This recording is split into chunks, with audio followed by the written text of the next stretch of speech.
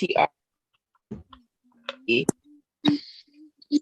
need acids in your diet.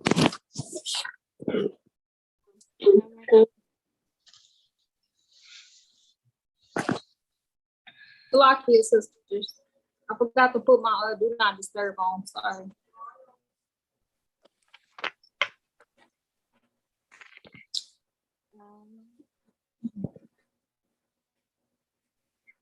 Okay.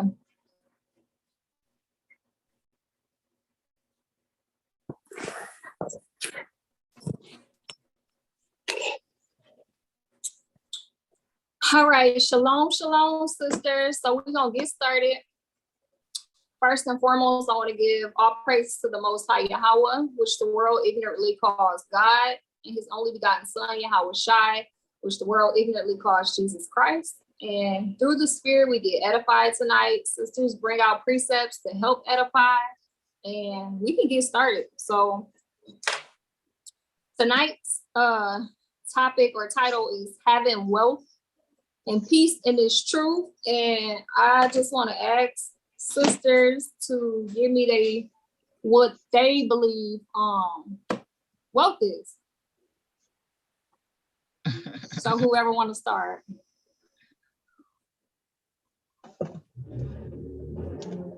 Having wealth. I know the worldly things pass away, so having wealth would be the spiritual things. Can't hear you, sis. Can you hear me now? Okay. I know the worldly gifts, the worldly riches passes away, but this we keep forever in our spirit, right? So I believe that wealth is the word and the truth of God. Sincere wealth. Okay. Anybody else? I'll go. I think it's like Sister Renee was mentioning, I think it's our immortality that we gain through this word, our spirit, our body, because it's all in one, So that is well above gold and the riches of sustainable that are literally corruptible. So all praise to the Most High, absolutely. Shalom, Sister Nadi. Shalom. Who else came in? Sister Zelaya. Shalom. Shalom. Shalom. Okay. Anybody else want to go? I'm driving, so I'm just gonna be listening. Can y'all hear me? We can hear you, Sister Terry. Oh, okay. But I'll answer while I'm driving right quick. I'll say that wealth is the knowledge, wisdom, and the understanding that we receive from the word. There you go. Right. Absolutely. Right. Absolutely. Crazy. Anybody else? Right. No. Yes. I say that wealth is the fruits of the spirit. Right. I would say wealth is just being chosen to know this truth. Yeah. Right. I believe wealth is the power that comes through the Ruach Hadash, through the knowledge, wisdom, and understanding, the power that's behind it.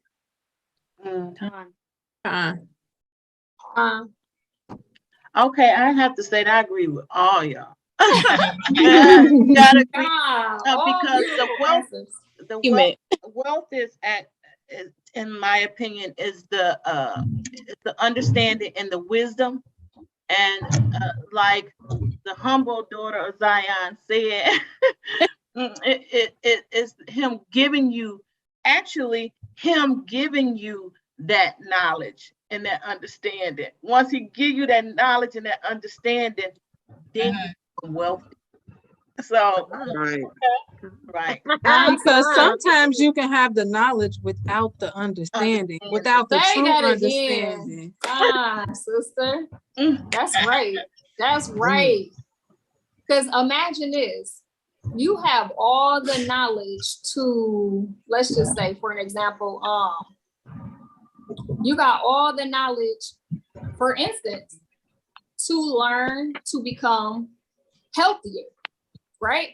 You got all the knowledge to overcome heart disease, but you have no understanding on how to do it.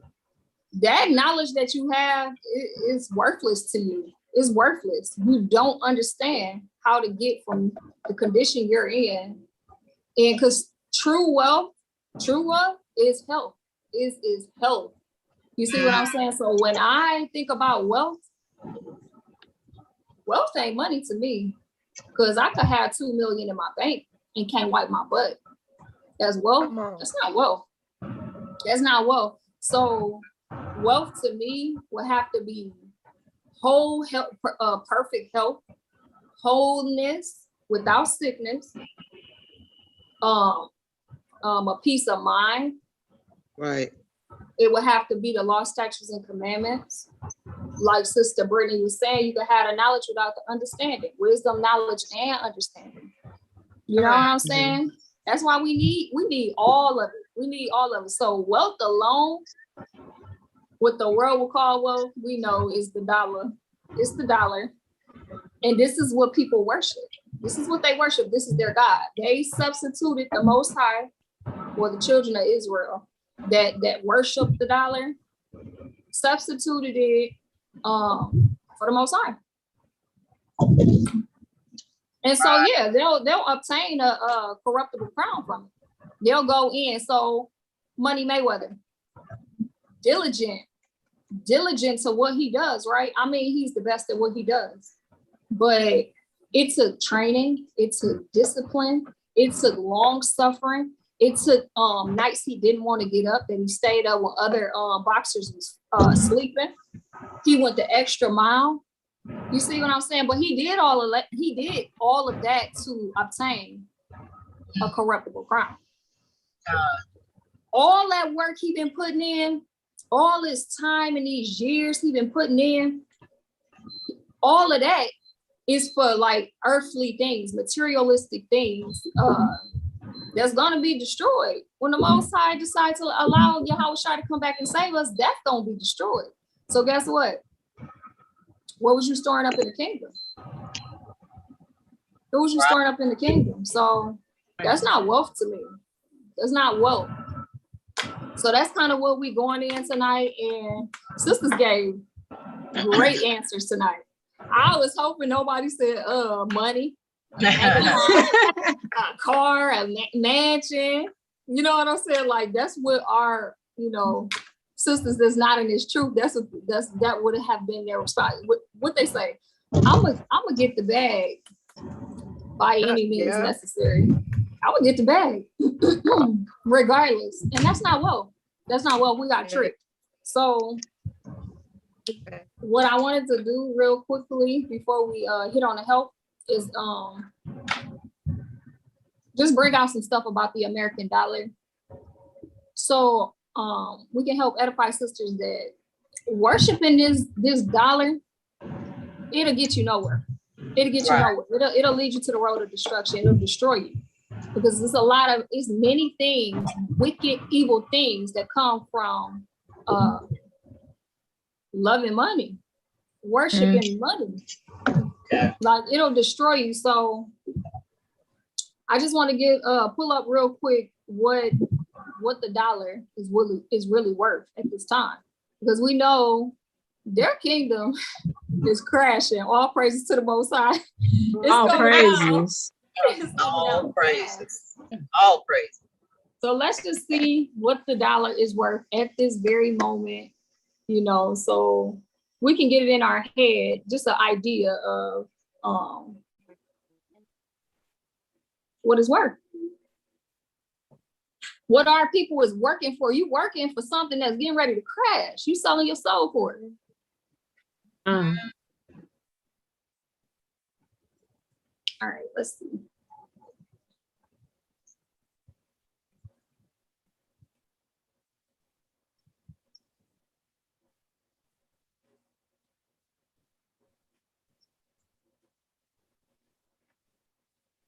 All right, y'all see that? No. Oh, y'all can't see that? Oh, okay. Hold on. I thought I hit share. Still like it, y'all. That's okay, sis. I always do that. I'm sorry.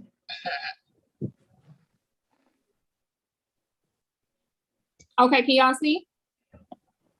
No. No. No, Really? no. Hold on. I hit share, so what's the problem?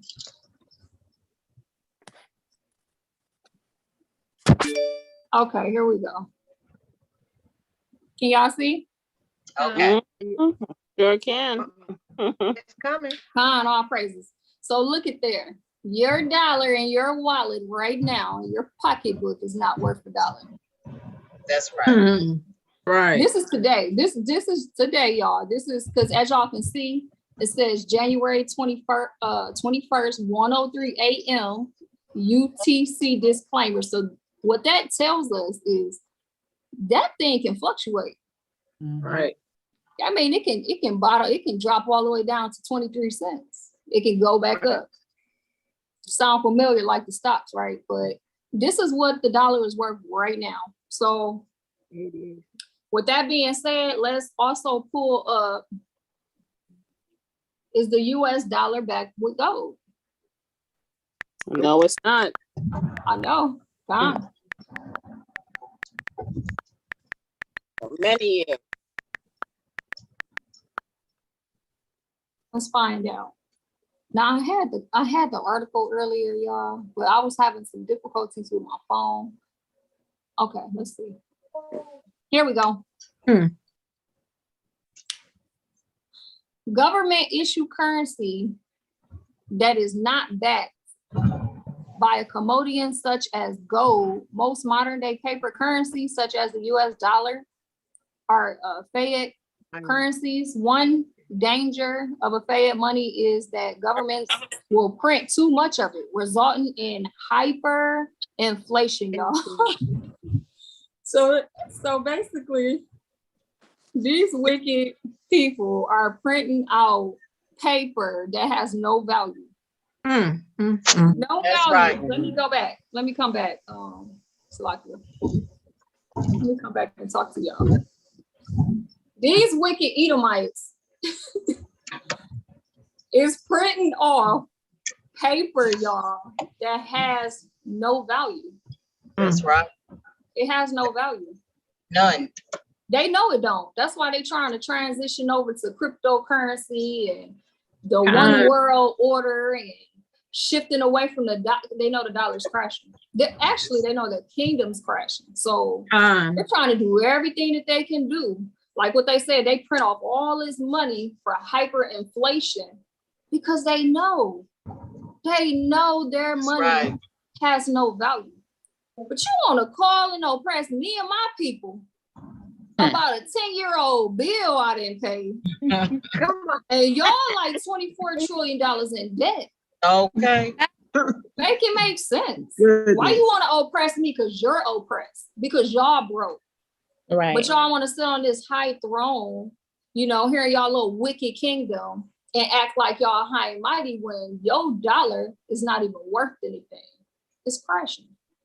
Wait So a with minute, that being though. said, After 7 years, some people's debts get knocked off. Very unless they want to be Supposedly, wicked. I Right. ain't gonna Some say people. whose, but there is a group Okay. that after 7 years they get they can pick something or some of their debt because of they claim it's their religion gets knocked off. Wow. Not surprised. Just not us. The ones that's popping with the melanin, you know what I'm saying? Them chosen children, you know, children of Israel. Yeah, they reset your debt after 7 years. They reset it again. Mm. It don't fall off. It don't fall off for us. It don't fall off. No, but the false Israel people, theirs get deleted after 7 years. I'll say, wow. And just like, well, would you look at that? why? Right. Well, I'll be, huh? We born, hey, when we come out the womb, they like, What's their nationality? What was their father? He was a Negro, so-called Negro. Give him a negative 750 credit score. Let me see him dig out of that. Let me see him dig out of that over the next 18 years. You know what I'm saying? Then your parents put all kind of stuff in your name. By the time you hit 18, it's a wrap. It's a wrap. The oppression been started. Or you never learned about credit until you was 18. Yeah, they don't. Yeah. Hey, and speaking of that, you know, the Girl Scouts, the Boy Scouts that they set up for their little Edomite children. Okay. They start teaching them about credit at the age of 4 or younger. Wow. 4 or younger. They teach them about this in these little Boy Scout clubs and stuff. They teach them the importance of building your credit, paying your bills off, saving your money, investing in businesses. Like, you ever notice when you was in high school, freshman year, you know, you catching the school bus or the city bus, you know, scraped up some change just to get to school, and you get to school to see little Becky pull up in a Mercedes Benz. Right. And let me or say little this. Jake pull up in an Audi or a Mustang or whatever. Make it make sense. Make it make sense. But our people want to worship a piece of paper with an Edomite on there. With an Edomite on there. No, with Caesar on it. Right. Hail Caesar. And let me say this. It's just different Caesar and different angles. Fine. You're right about that. Absolutely. And let me say this, if I may. Can y'all hear me? Okay, so did y'all know too that a lot of the Edomites, that their kids live off the interest of the money that they have in their accounts? Did y'all know that? No. We don't get the opportunity to live off the interest of our parents. Wow. Yeah, they do that. And another thing, I filed for bankruptcy about 7 years ago. And when you file bankruptcy, you know, they have different kinds of Chapter 11, 7, 13, all these different kinds. But you have to go to this meet before you actually get into the, before they start garnishing your payments and all that kind of stuff. But when I went to this meeting, I was sitting next to this Edomite man, an old Edomite man. And you know what he told me? He told me that we file bankruptcy all the time. He said, what we do is go ahead and buy the house, the cars, the furniture, whatever you desire. You buy all of that, then they turn around and file bankruptcy. He said, you need to get in on that. You need to get in on that, sweetie. Yeah, that's what my friend did. I mean, that's what I wondered how. I didn't hear that. She bought she got out of her big house, Wow. bought a condo, and then went bankruptcy. Yes, I did not know that. And then she learned because she's a beautician and she hear and people come through and then they tell her. People learn, they got to remember, we starting to work around them. You might can't keep their mouth closed all the time. Right. They come. Yeah. So make it make sense. Why is our people worshiping this funky dollar that don't have a value with a white man on? When they're using this money, they're making this money off of us. Right. Off of us. Off the ignorance of the children of Israel. But yet, they're living in mansions while we living in the projects. We don't get no grass, we don't get no trees, we don't get no flowers. We get concrete and nasty stinking dumpsters. We get drugs and pistols and crackheads and prostitutes. But you go to that area, it's all the corner. All these beautiful trees and flowers. The birds don't even come to the hood. They like, please, we going to the suburbs. Y'all got us messed up. You know what I'm saying? Yeah. No, that's real, because I have a testimony. When I was a teenager, I did half of my freshman year of high school in Chicago. I grew up in Chicago. all my schooling up until about 14 was in Chicago. And then we moved to Wisconsin. And when I went to school, it was like a culture shock, literally, because it was so many Edomites that it reminded me of like the school you see on TV, the high school you see on TV where, you know, you got the goth kids and the jocks and the, you know, it was like that. It was a real culture shock because where I grew up, we might have had maybe one or two white teachers. Everybody else was, you know, was our people. And the neighborhoods, you know, was horrible. In school, we had ripped up books in Chicago, pages falling out. The school was horrible. Like, you got spitballs on the ceiling, graffiti on all the walls. You going into the school, they got what do you call it, metal detectors. You know, it was real grimy.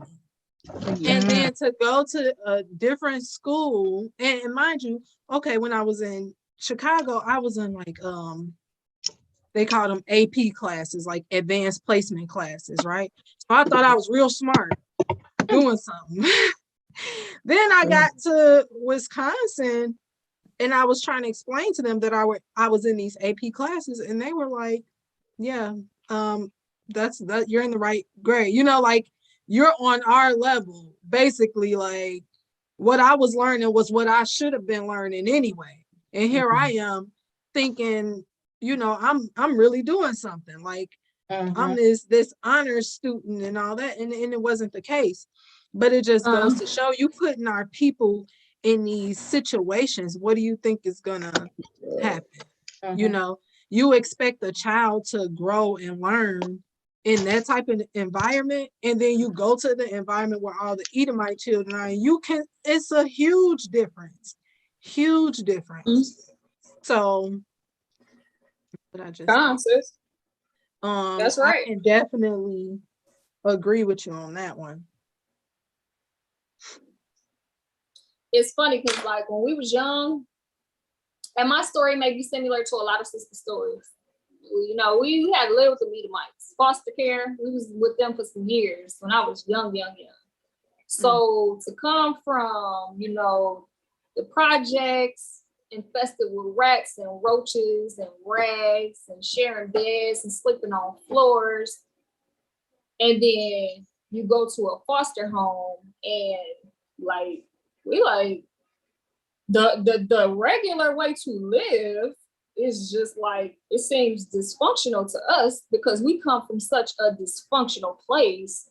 Ain't never seen, you know, order or structure or anything that ever made sense.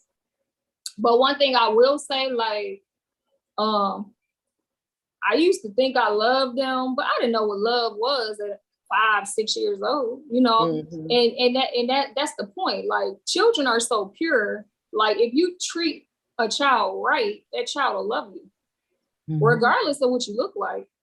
Right. But as we age and we get education and we come into this truth and we get knowledge and understanding, and we realize, like, well, the whole time the giddy up was you was collecting big bucks off of us. You know what I'm saying? From my mother being in darkness. You know what I'm saying? But even with all that being said, like, we still notice the treatment. Being the only melanated kids in the house, we never, like, they had all kinds of stuff for us to do, right? But when it came to going out in public, that was a no-no. And even as a little girl, I never understood why we couldn't go to the grocery store with them, why we could never go to church with them, school, just out in public, any of that, none of that. And so I experienced racism at a very, very, very early age. I started to see the separation at 5. And so I didn't really know what it was, of course, until I got older. So by the time I hit like 13, 14, I got a mind state of like, I don't really care for y'all. You know what I'm saying? Because I see it with my own eyes, how y'all really truly feel. But then you become an adult and the Most High bring you into this truth. And then you realize why they treated you the way that they treated you. You see what I'm saying? But my point is they held up this big facade to collect the dollar. They worshiped the money, so they was willing to, you know, oh, bring the little nigger babies here. We'll take care of them, but y'all gonna pay us big bucks for them to live here. But we're not gonna change our lifestyle. They can't leave this house, so y'all. Wow. When I talk about money, like the topic tonight is, it makes me angry because how our people worship it and they don't even realize like the setup and the devices that's being used against them to worship this Edomite on a piece of paper.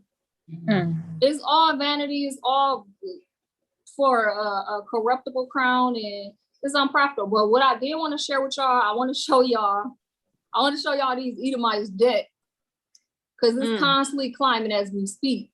And then I want to show y'all in the world, sisters, in the world, what was the slogan about money in the Christian church? If y'all can remember the slogan, what was the understanding of the root of money? the root of all evil? Root of all evil. The root of all evil is But guess what?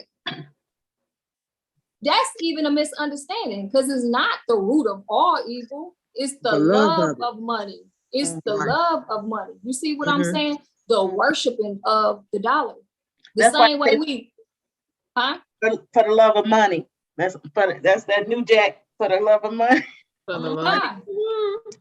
But you see what I'm saying? So like, if we love the Most High, what we gonna do? We're gonna keep his commandments. We're gonna worship him. Everything that we're gonna do is gonna revolve around him. But if we love the dollar, then everything that we're gonna do is gonna revolve around this dollar with this white man on here, this Edomite on here. You see what I'm saying? So let's just pull up their debt, because it's way more than ours. FYI, why they want to sit on that high horse? They like $24 trillion and counting in debt, y'all. Make it make sense. Make it make sense. That's why they're gonna get rid of our school loans. Finish. Right. Hey, They need to do that. Okay. Let me share my screen real quick.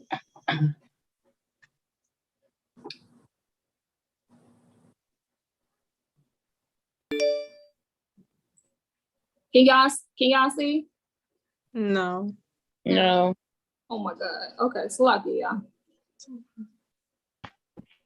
I'm hitting share, but I don't know what's going on tonight.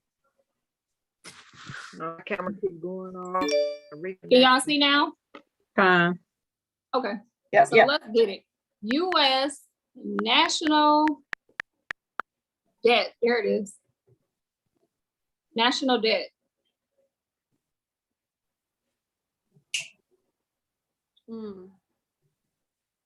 Okay, here it is, right here. Wow, it's moving. Okay, let's go straight to U.S. Here it is. Wow. Ooh, wait. Oh, I said 24, y'all. I was at 24 earlier. So they $5 more trillion in debt. Wow. What is these people doing? Invested in wicked devices. Oh, wow. That's crazy. Wow. It is literally not stopping. By the second. Okay, let me come back, y'all.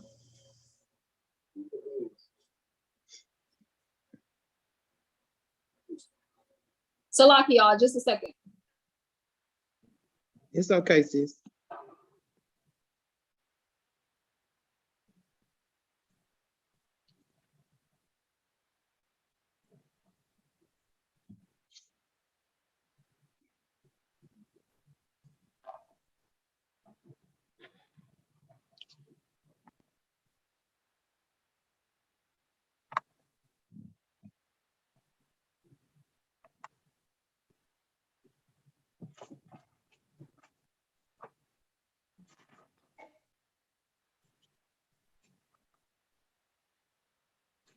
So lucky, y'all. There's somebody beating at the door. I had to see. Hold on. We on here talking about national debt. Man's at the door. Oh wow. So it's a lucky, y'all. But all is good. All is good. Yeah, but did y'all see that? Mhm. Did y'all see that? I'm gonna pull it back up because not only do it got the national debt, it's got the federal debt. You know how the IRS always. Well, I don't know about y'all. I'm getting them letters every month or every year. Like I said, every month, every year. Yes. To such and such, the IRS got their eye on you. You know what I'm saying? Like, come on, y'all. Hold on, I'm gonna share my screen again. I get those IOU. Right, exactly. Okay, let's go back. Okay, so that's the US debt, right? Okay, y'all, you see how they want to blame us? Look at this. That first citizen. Do y'all see this? First citizen. Crazy. Sisters, which one of y'all owe $89,000? Wow. School alone. It's saying My school loan ain't even that much. right. That's probably like credit card debt, you know, that we normally don't get. Okay, let's see what the federal. Here it is. Here's the federal. Look at that, y'all. Trillion, 2 trillion. Wow. I don't want to Donald Trump it, y'all, so I'm gonna say 2 trillion. But yeah, look at this. Spending. Why they spending all this money and they don't even have it? Like it's fake. They print off fake money. Y'all with no value. Look at this. Social Security. Don't they hit us hard on the Social Security? When the banks start to crash and people gonna be looking, where's my money? They definitely you don't have no money. I have no money.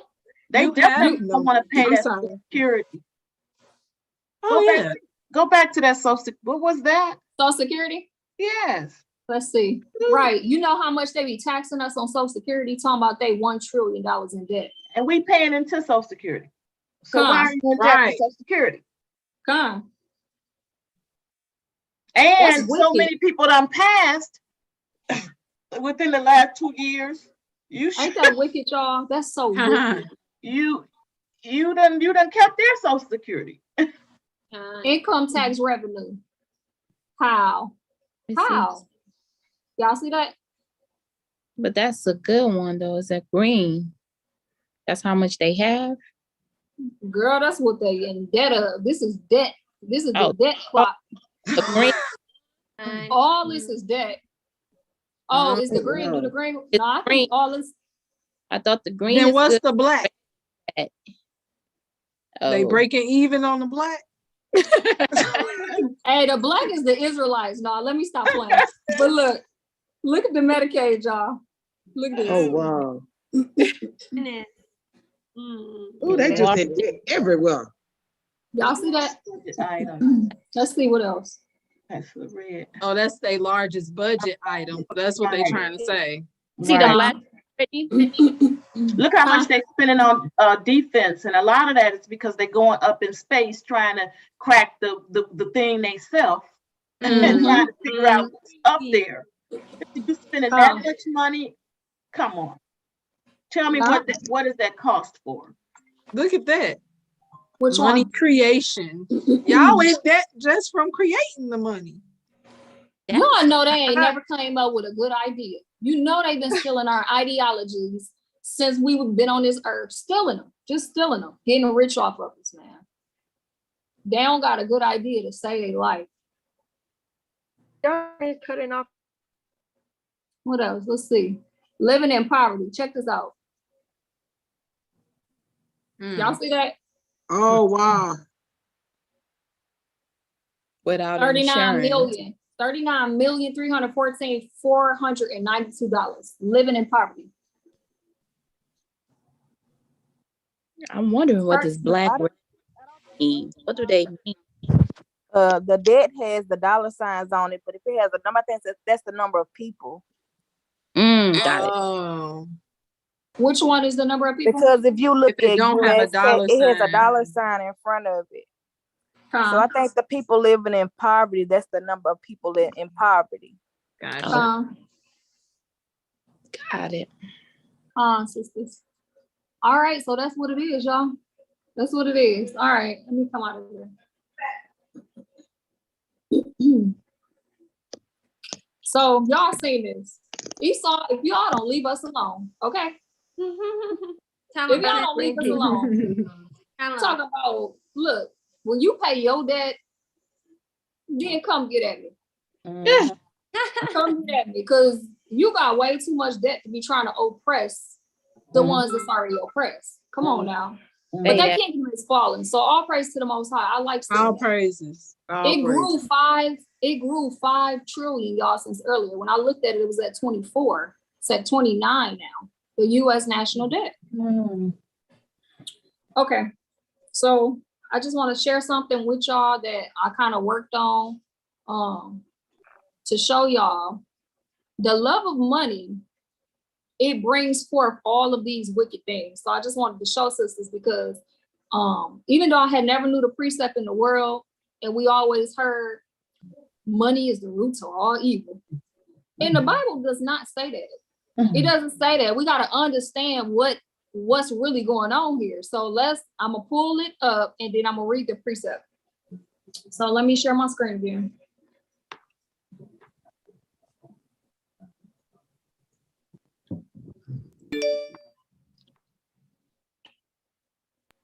Okay. Where is it? I know I shared it.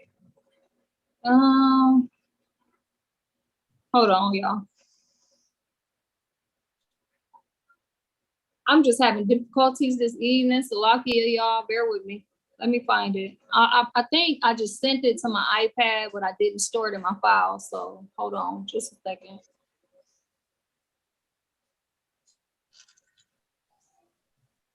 Where's my? Okay, I think it's here. Yeah, here it is. Okay, let me share it to my files real quick.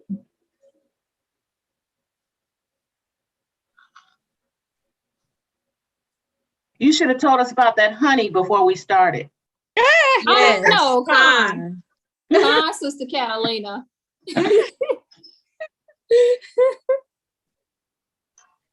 Okay, I think I got it now. Let me make sure before I share my screen. Sis, you muted. Oh, I'm muted? Hold on. No. So like, yeah, how could have I told you guys? Esau has me on a timeout still. I don't know what to do. A week has already been done. Like, what the? I don't know. All right, sis. We give you a pass. We give you a pass. Yeah. But now you know. Now you know. All right, let me share my screen.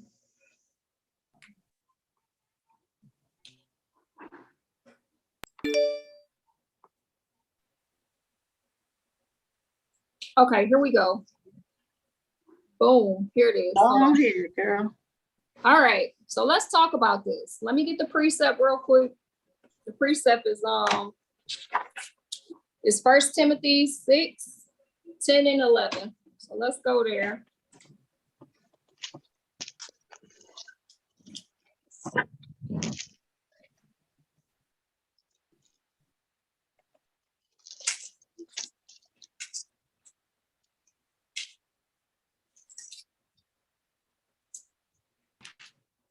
I'm sorry, y'all, I said 10, but it's 1 Timothy chapter 6, verse 10 and 11. It says, it says, for the love of money is the root of all evil, which while some converted after, they have erred from the faith and pierced themselves through with many sorrows. So y'all look around the dollar bill. These are the many sorrows, and it's more, that came from loving the dollar, from worshiping this dollar. This piece of paper with this Edomite on it. This is America's God. This is not our God. This is not the children of Israel God. Yahweh is our God.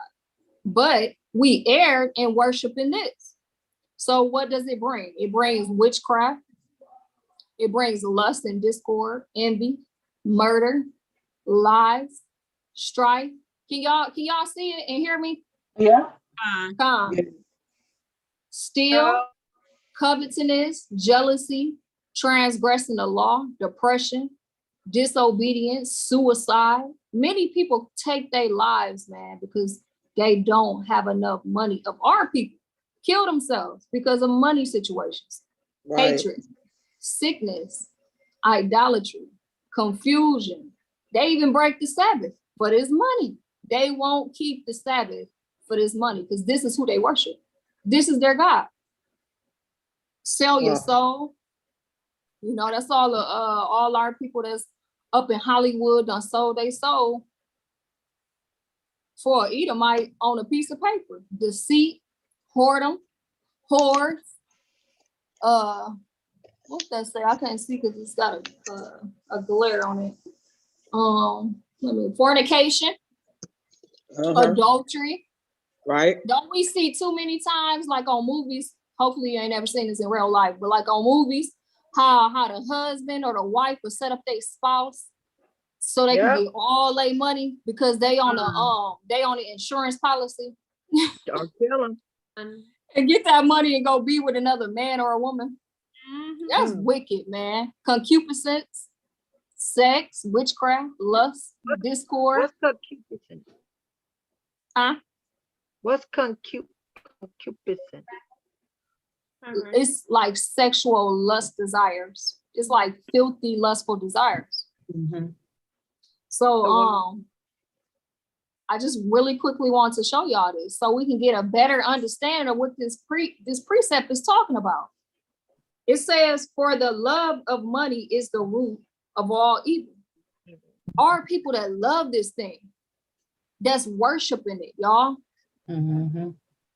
That's worshiping it. These are all the effects of worshiping the dollar, man. And look at all this. We know all these are evil things that will keep you from inheriting the kingdom of the Most High, right? If you got any of these things, and we could pull the precepts, but if you got any of these things, man, you cannot inherit the kingdom of God. So it's a setup, y'all. It's a wicked device to destroy the children of Israel. So I just had to bring that out. I got a couple more precepts about the dollar bill. Let's go to Wisdom of Solomon 14, 12 through 14.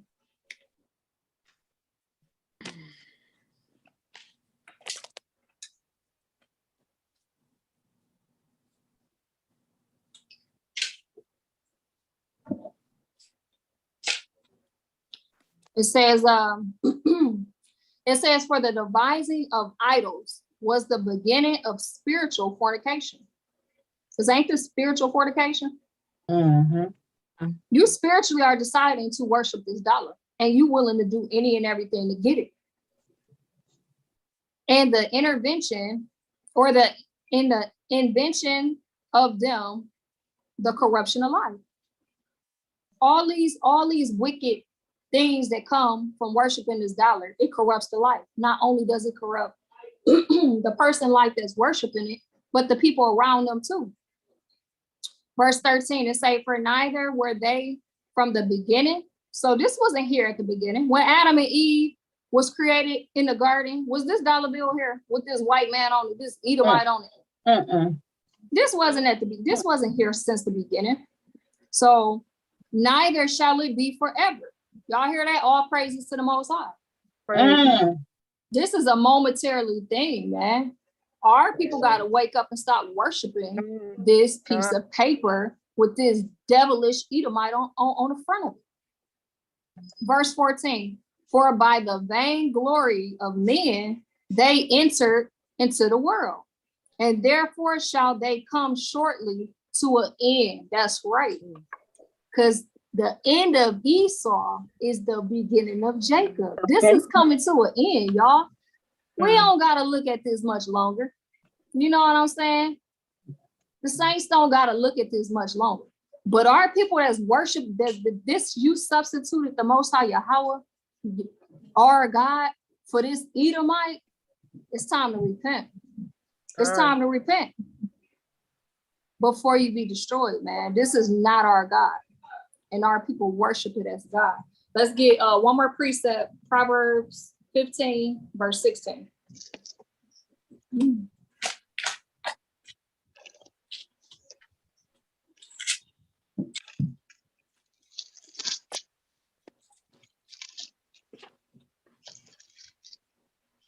It says, Salakia, it says, better is little with the fear of Yahweh than great treasure and trouble therein. What's the trouble therein?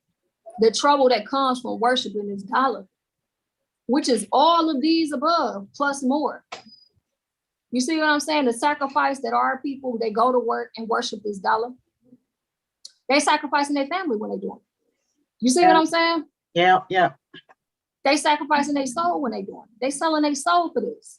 Y'all, so like, if we can get the concept, this is just a filthy piece of paper that has no value, that has an Edomite over here trying to lord over you. Man, we got to put it away and repent. This is idolatry. This is idolatry, man. And this will only lead to death and destruction. So hopefully that gave y'all a better understanding of the love of money. It's the worshiping of money that is the root to all evil. So I'm gonna come back.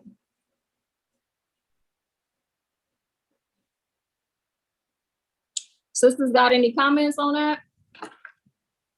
Can y'all hear me? Yeah, I do have a comment. This morning, it's just weird. This morning I had a meeting with the job, and I guess they were doing some kind of inside joke where they were saying that possibly working the weekend, and it was a time where I would work weekend, night, day, whatever, anytime for the money. And so I paused a second and I thought about it. I said, weekend, that might be Saturday. So this time, actually, Saturday stuck in my head like, no, I'm not giving up my Saturday. You know what I mean? And so when you get into the truth and you get into the light and you learn, like I said, from that wisdom, no, you're not going to fool me into working when I shouldn't be working. While you guys are sitting up there trying to make a holiday, make a religious rest day for Sunday. So no. They even passed the law in Texas. They haven't been putting it through yet. But there is a law saying that they want that Sunday should be a rest day. So for that money and the stuff that they're doing, no, money is not worth it. So yeah. And that's wicked too. How Sunday gonna be the rest day? Come on, okay, man. So then the Pope came. I'm talking too much. Then the Pope and the Pope came on and he said, yeah, I think people should rest. And then he actually went over the sayings and everything on how 7 days he rested and it should be a rest day. And so just to celebrate, just to make sure we get that rest in, we'll do Sunday. Really? You just said what it was, and then you turned around and said, okay, he wanted us to rest on this day. So just so that we can do what he wanted us to do, let's do Sunday. Okay. So it's all wicked. It's just wicked devices. The bottom line, it's a wicked device basically to keep children of Israel in sin, constantly transgressing the law of the Most High, Yahweh. You know what I'm saying? It's to destroy us. So I got a couple more. The money, and you walk away and you realize that money is not everything. That you got the Most High up there, then you all right. Fine. That's right. You're right about that. So let's go to Psalms 62 in verse 10.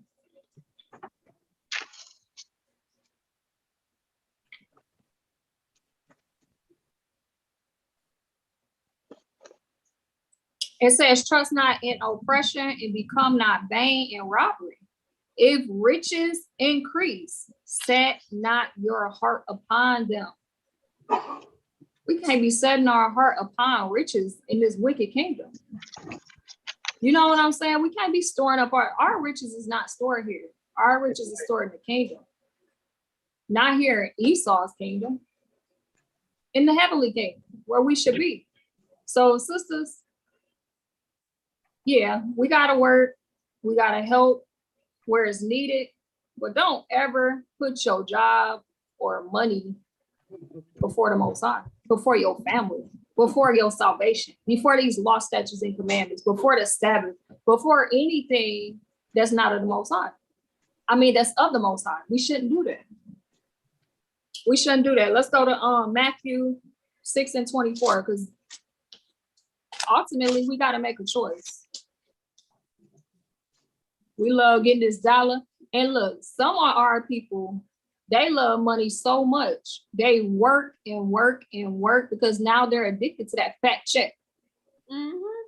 If they get a check that's $800 less than what they got 2 weeks ago, they like, oh, this ain't right.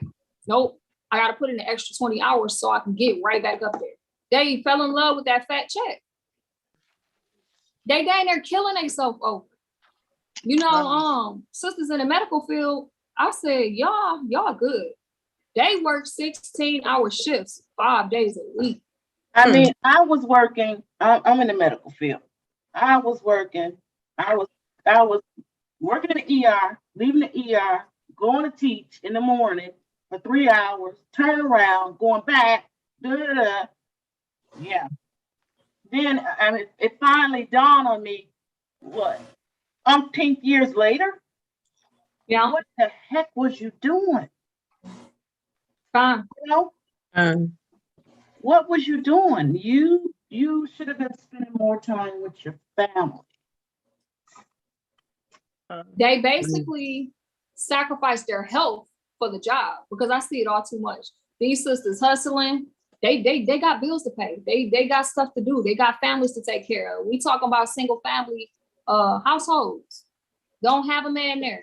You know, they're not in the role that was created, how the Most High created the woman to be as a helpmeet, because they don't have a head in the house. So guess what? They got to get out there. They got to put the hustle down. They got 5, 6 kids, 2 kids, 3 kids, 4 kids.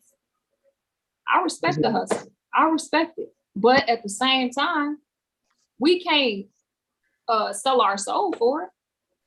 You know what I'm saying? Because we know, like, you doing all this is vanity. If we can just open our eyes and realize, if we worship the Most High like this, 16-hour days, 5 days a week, we in the precepts, we mastering these precepts, we learning how to be virtuous women, Proverbs 31. Man, do you know how lethal we would be?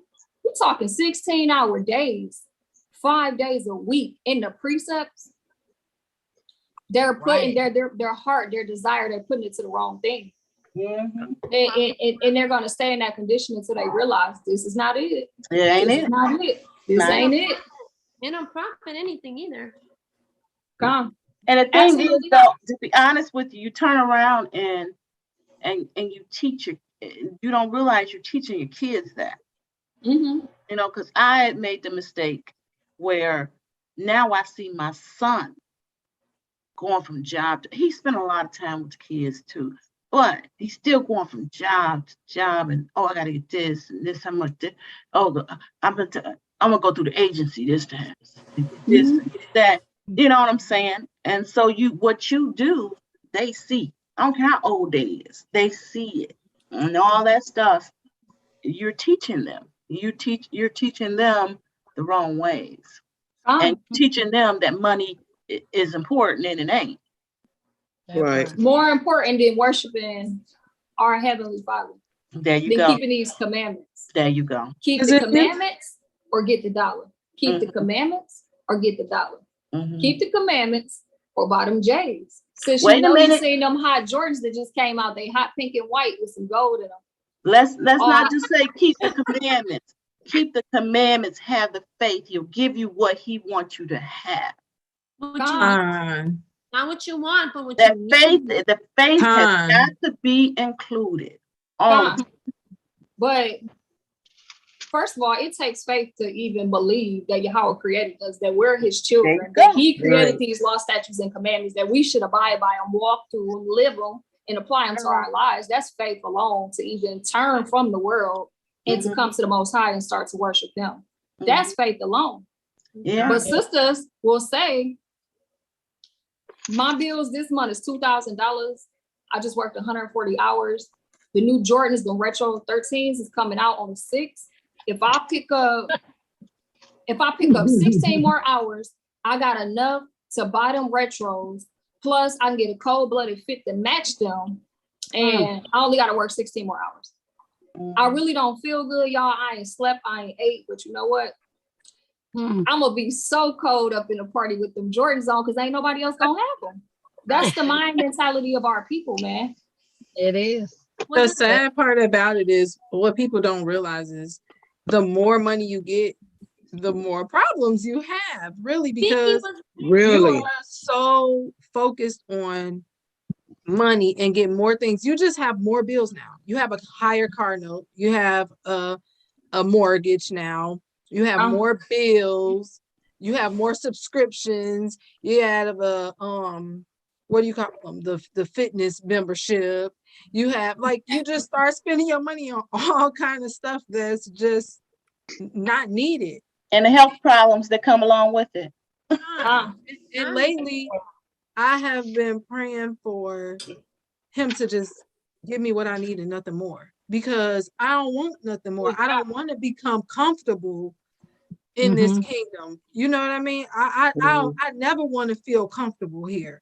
Like, I never want to feel like, whew, okay, I could take a break. Like, no, I don't want to feel comfortable here ever. So just give me what I need and I'll be okay. You know. But that's even scriptural. It say, as long as we got a roof over our head, raiment and food, that's really all the children of Israel need. Like, for real. If we want to stick to the law, that's all we need. We need a house, you know, a roof over our head. We need clothes and we need food. That's it. We the ones want to go chase after the gold, the Jordans, the 30 inches, you know, the liposuction, the butt implants. We doing all that. But I wanted to pull a precept real quick. Haggai 1:6. It says, ye have sown much and bring in little. Ye eat, but ye have not enough. Ye drink, but ye are not filled with drink. Ye clothe you, but there is none warm. And he that earneth wages to put it into a bag with holes. That's the only thing we getting out of worshiping the dollar and, you know, putting all these wicked, corruptible, vain things before the Most High. But I have one more precept. Let's go to Matthew 6 and 24.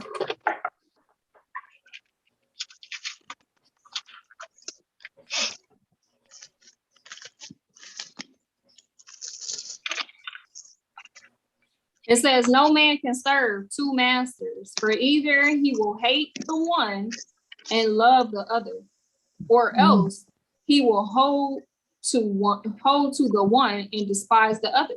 Ye cannot serve Yahweh and Mammon.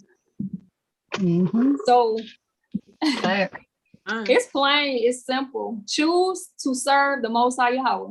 Return back.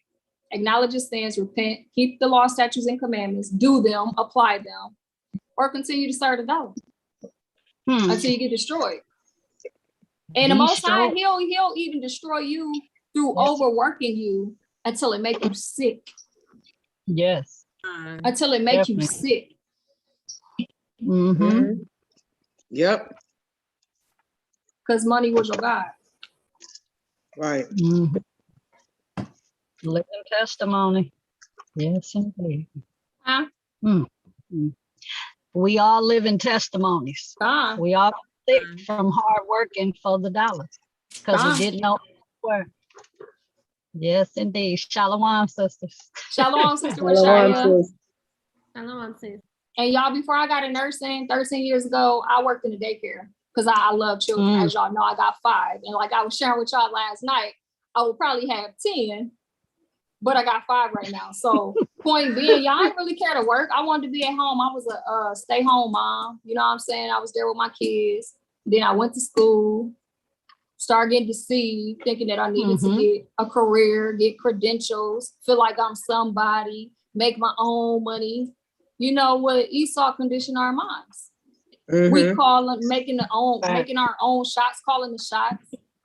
That was all a device to destroy the so-called, well, the Israelite family. I ain't even gonna refer to as the so-called blacks. It's the Israelite family. It was to destroy us. That's right. Then I got into nursing and became addicted to working, y'all. And I don't even like to work. Not like that. Not for them. I don't. You see what I'm saying? I'm working all these hours, bringing in pennies. Y'all hit me with dang near $600 in taxes. But it's like, it's a spirit. It's a spirit to come along with that, because like I started becoming addicted to working these shifts. Yeah. To working, to seeing my check a certain amount of money. And if it's anything less, because I was too tired and called off last week, I'm unsatisfied. Right. Now I got to figure out a way to make up for that 8-hour, 12-hour, 16-hour shift I just missed. Y'all, them curses. The depression come in after all that, because you couldn't make up the money to get that, or if you did, then because I miss my kids.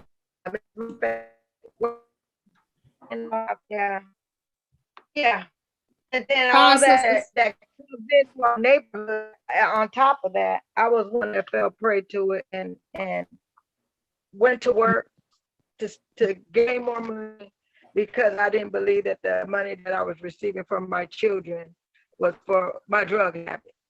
So I went to work double shifts just so I could keep one shift to keep the dope that the so-called, well, no, they are who they are, the Edomites, bring it to my neighborhood. Not only did they take the men out of our house, but they try to break down our women with that stuff, you know? And so the riches, here we go with the riches. Is the Lord, you get me out of this one, I won't go back. And he delivered me from that stuff. There you Hallelujah. All praise to the Most High.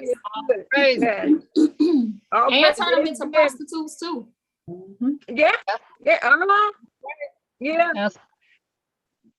It's dangerous.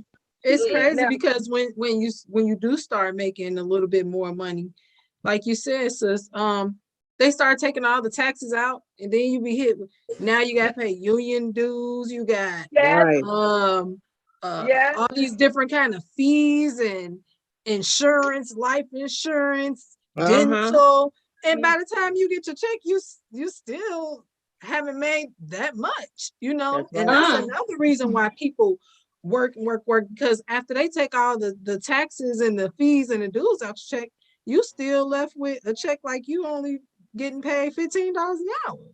And let me add to that, sister. They got stuff now. I forgot what they call it. It's for the nursing home. Like anybody working in the medical field. Now they let you get an advance. They let you get an advance on your check.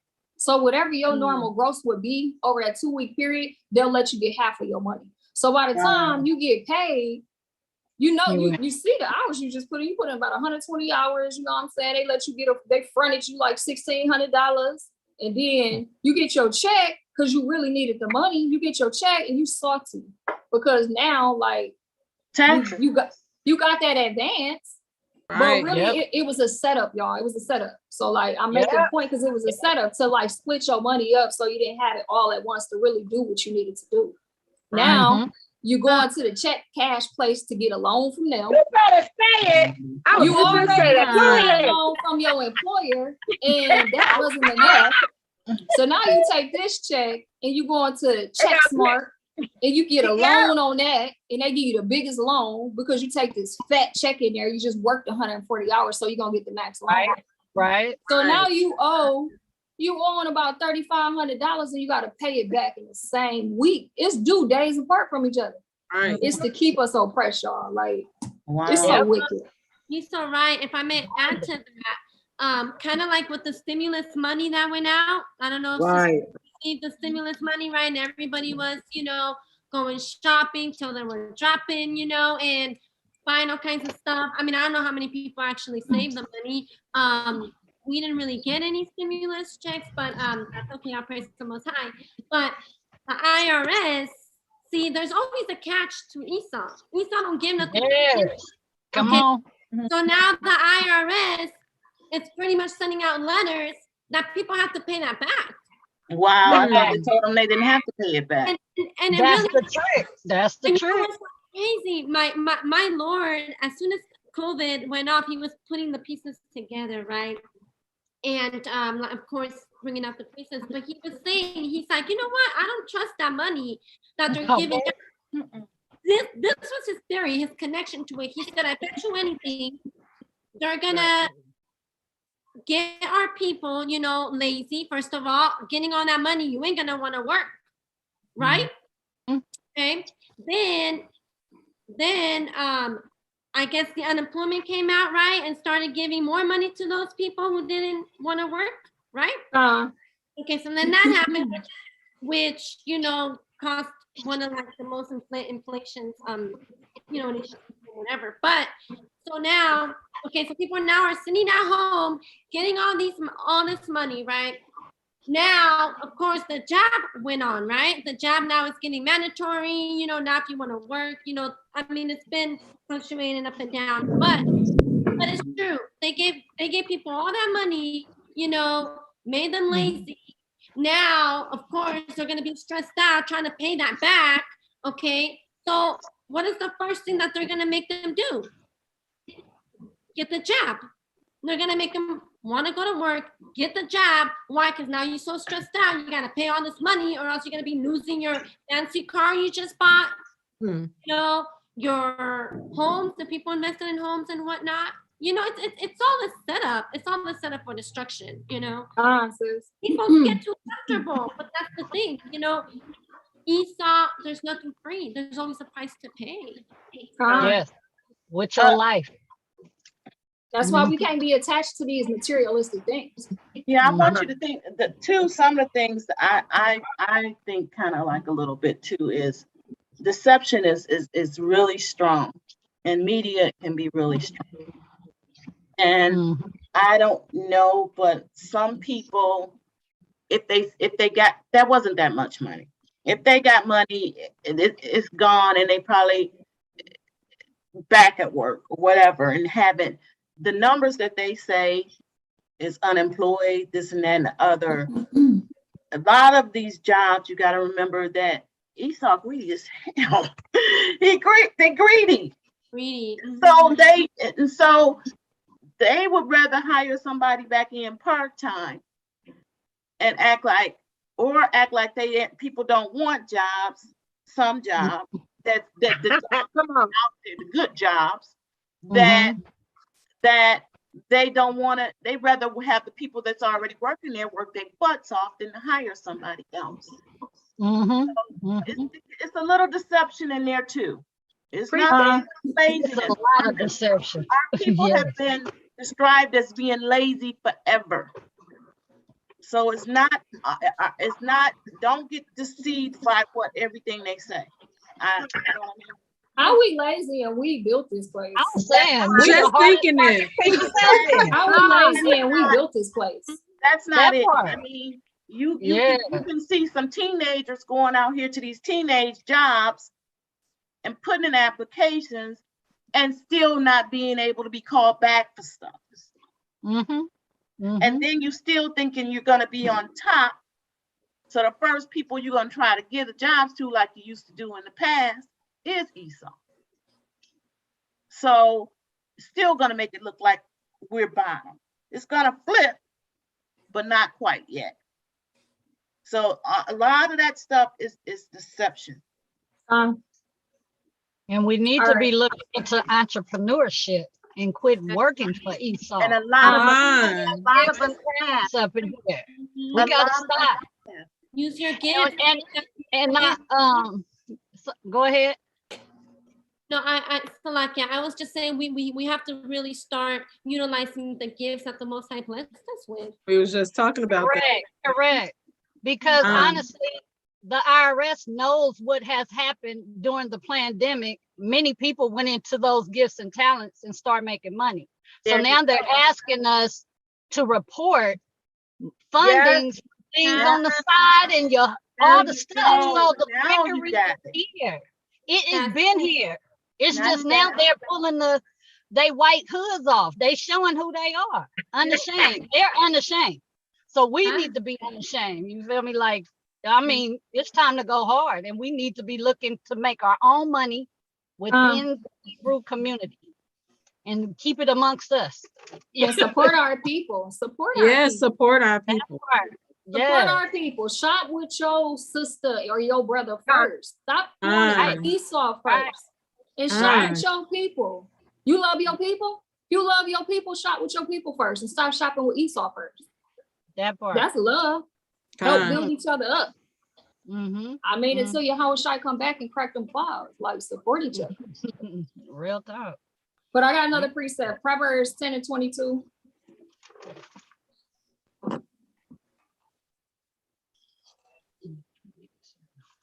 Oh my. It says, the blessings of the Lord maketh rich, and he addeth no sorrow with it. So how many of y'all family members call, oh, the Lord done blessed me, my unemployment came through. The Lord done blessed me, my Social Security went through, girl. I just got approved for them food stamps, all praises. The Most High is blessed me. You better say that. Why do our people associate a blessing with these with the Edomite dollar? Shackles.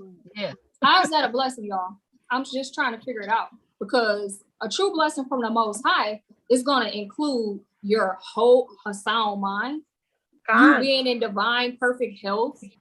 You know what I'm saying? Your mind's not vexed, you're not weary, all of that. But our people think a blessing is money.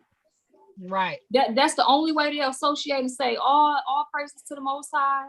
Thank you, Father. God bless me. I just got a $2,000 check in the mail. Okay, that's annoying. Francis.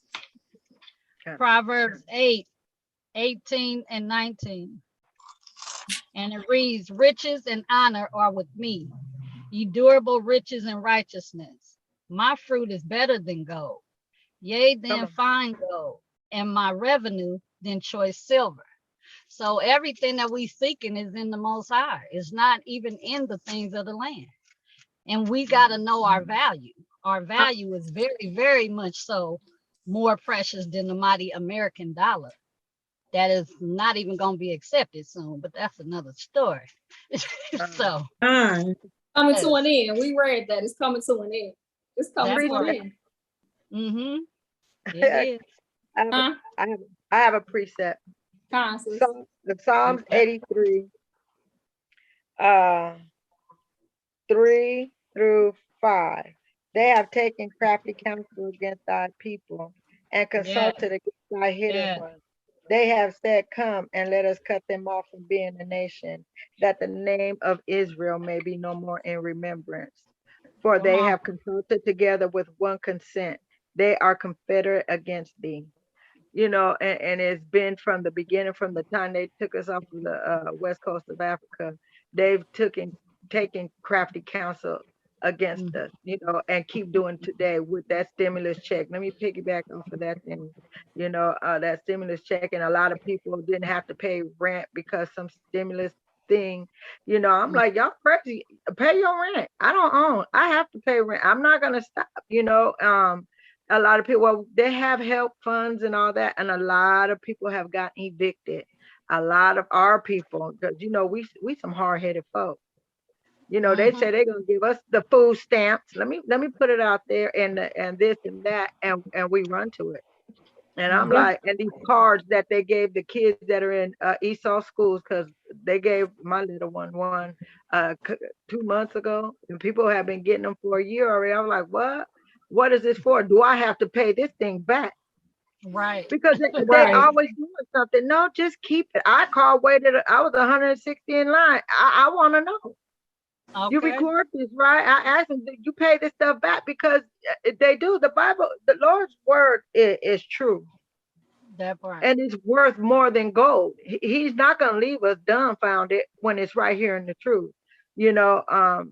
And then later on we see where I live. I'm gonna take a video one day and I'm gonna put it on here of the homelessness just around the corner. But it's true. They build up a Starbucks. They start sweeping the street, you know. But what happened to all this stimulus money? What happened to all this stuff that you're supposed to help these homeless people with? Now there's more homeless because they don't have no money to pay that. But we're ignorant. We use things, devices, and think, oh, okay, it's cool. Time to wake up. It's funny you say that, Sister Renee, because you just made me think. One of the latest, biggest deceptive devices that they just used on the Israelite community is these PPP loans. Yep. These PPP loans, man. It was a bait. Man, it was a big, juicy bait thrown right out there in front of you. Let me tell y'all something. Every sister I worked with got that thing. What's the PP? What is the PPP loan? It was for like if you had a business, you could get like loan money for your business. Oh, you didn't hear about it? I heard people getting business stuff. I try not to take with all that. I'm gonna tell y'all how I know it ain't right. The trap. I considered it, y'all, and I actually have a business and been in business with the required time that I should have been in business to get it, and they denied me. They denied me. But my sisters I'm working with every day, they all got approved. And I'm just like, and they all got businesses. I said, y'all, let me tell y'all something. All money ain't good money, y'all. It's not going to be a good outcome. When they start coming back and finding out, you know, y'all ain't got no business and they just gave y'all all this money. Okay. What do you think is about to happen? Like, and Esau's so wicked. He is so wicked. He will wait until he have you in the corner where you cannot move back up anymore, and then he'll make his move on you. He'll corner you, and like Sister Catalina was saying, that's probably a plot to get you to give in and get the jab. Wait a minute, you took this loan, you did not have a business, and you know that's a federal felony. How are you gonna pay us back? Now we are willing, this is wicked Esau, we willing to erase all your debt and forgive you of your debt, but you better take them jabs. You better take them. You better take them. See, but other people, man, they don't be considering these things. And that's because they go after that gift that destroys the heart. You know, it's destroying them. You know, and I've known people like who fell out of the truth, y'all, as soon as they got the stimulus because they had babies, and they fell out of the truth, y'all. And like my Lord was saying, I have a feeling so and so's gonna fall out of the truth once they get that gift, you know. And I have a precept. I want to bring out Ecclesiastes 7:7. Oh yeah. Surely oppression makes a wise man mad, and a gift destroyeth the heart. Sure enough, as soon as that fat, because it was fat, I'm talking about almost $9,000, y'all, first stimulus. Okay, first one. Sure, after that, they didn't come around. And like 2 months after that, straight, you know, back to smoking, back to celebrating pagan holidays, you know, and completely out of the truth. So there's that gift, you know, and it's destroying a lot of our people. We're worshiping it. Y'all, that was a wicked device they used. That was a wicked device they used. The idol loan and then the PPP. Man, y'all, we'll talk more in private, but that was so wicked. I have a precept too. Constance. This is Job, chapter 30, verse 24. It goes from 24 though, 24 to 28. Let me know when you got it. Okay. If I have made gold my hope, or have said to the fine gold, thou art my confidence. If I have rejoiced because my wealth is great, and because thine hand has gotten much.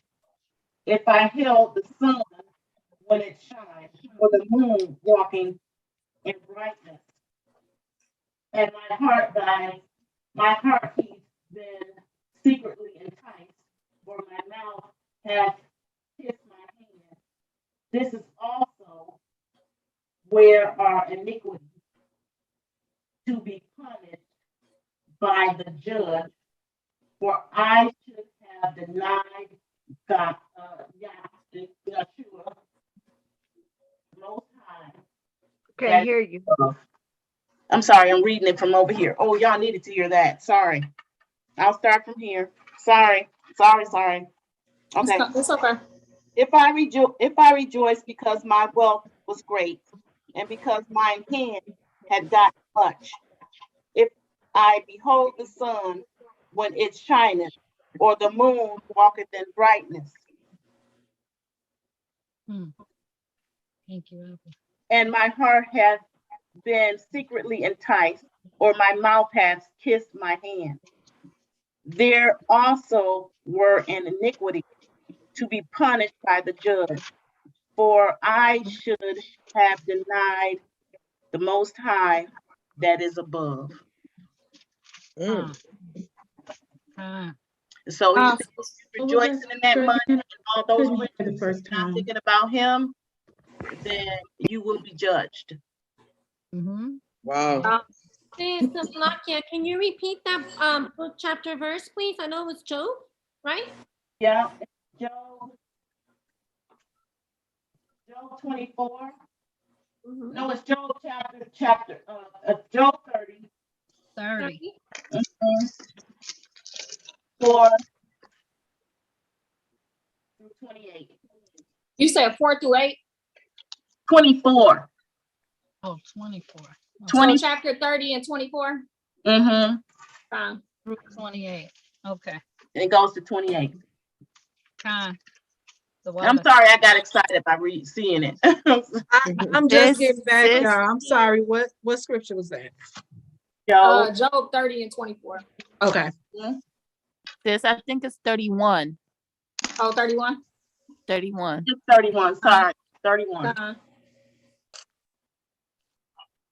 All right, sisters. So let's get the next precept in Sirach. No, let's go to Matthew 6 and 19, and then we're going to Sirach.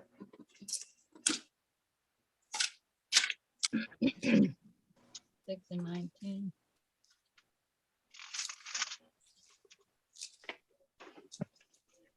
Can you repeat that precept, please? Matthew chapter 6, verse 19 through 21. On the water. Okay. It says, lay not up for yourselves treasures upon earth. There you go. Where moth and rust doeth corrupt, and where thieves break through and steal, but lay up for yourselves treasures in heaven, where neither moth nor rust doeth corrupt, and where thieves do not break in and steal. For where your treasure is, there will your heart be also.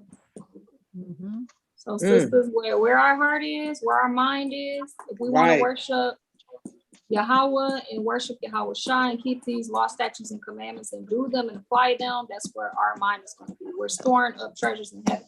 But if our mind is on chasing the dollar and getting the bag, true and all, you will receive your crown, but it will definitely be a corruptible crown. And everything that you worked for is going to be destroyed in the day of destruction, if not before, because the Most High can allow you to work for 20 years. You done stacked up a fat bank account. You done achieved all your little checklist goals, and it all get destroyed in a fire, or it in a water damage, or like they said, a thief break up and steal it, break in and steal it. So the Most High has his ways for the disobedient children. Let's go to Sirach 30, 14 through 17.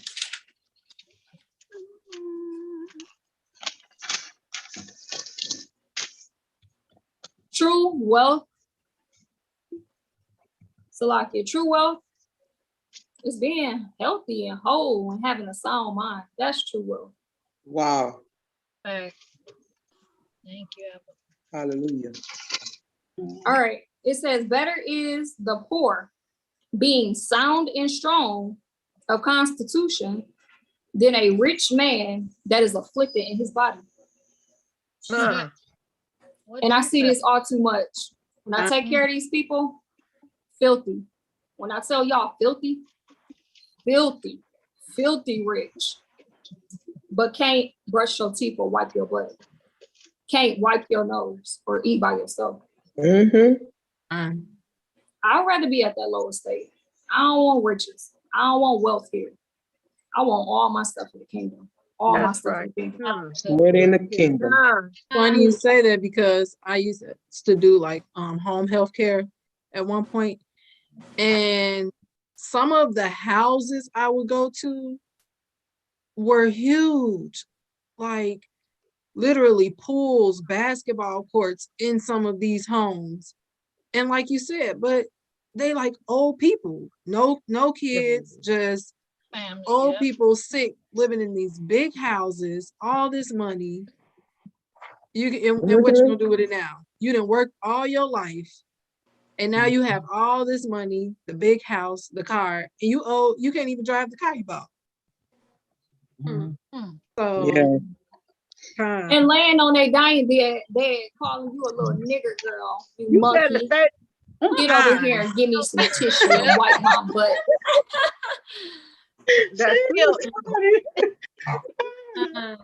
Y'all, maybe I'm bidding a little bit, but hey, it ain't in vain. I'm gonna work unto the Lord. I'm gonna work unto the Lord. I'm gonna work unto the Lord. Blessed is that man to see the reward of the wicked. Right. Blessed is that man. And we're seeing it before our eyes, y'all. It's happening. It's happening. Let's go to verse 15. It says, health and good estate of body are above all gold, and a strong body above infinite wealth.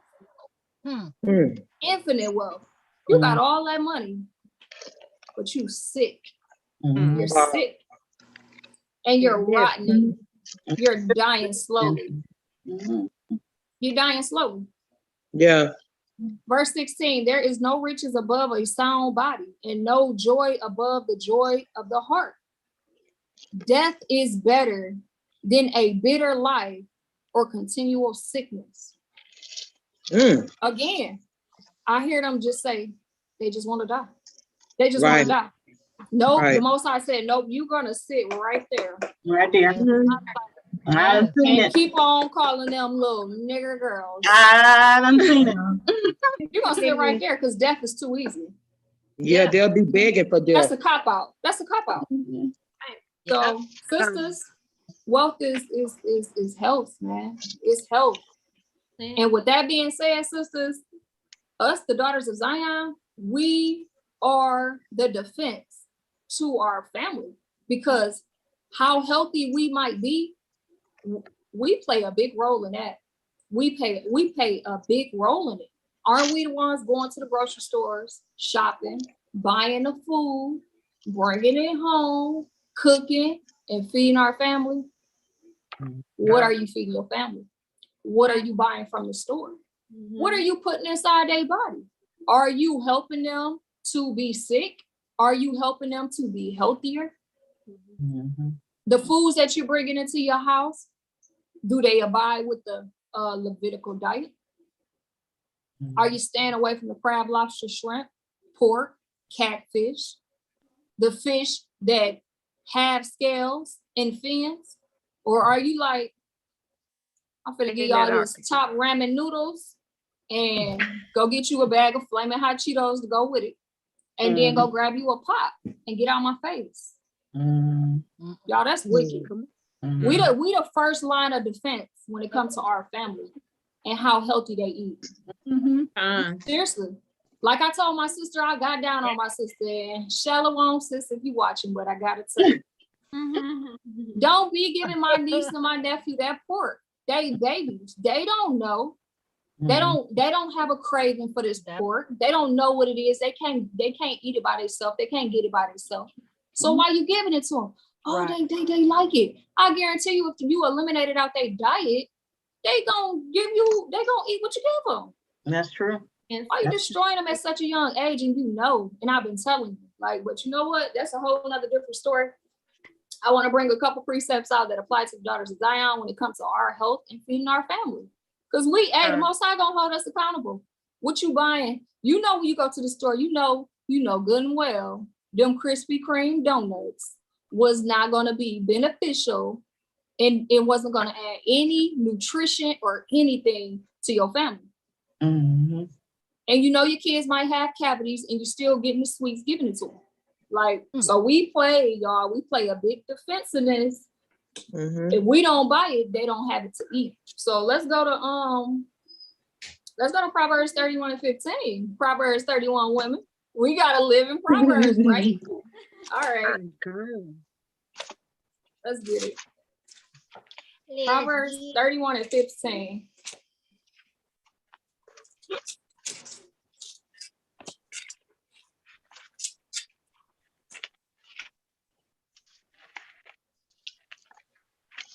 It says, she riseth also while it is yet night, and giveth meat to her household, and a portion to her maidens. All right. Right? I know we ain't got no maids right now, sisters, but it's coming. And we heard but guess what? We got families. We got families. We got children. And if we ain't got children, we got grandchildren. We got somebody in our life that we love, that we're feeding. That part. And what we feed them.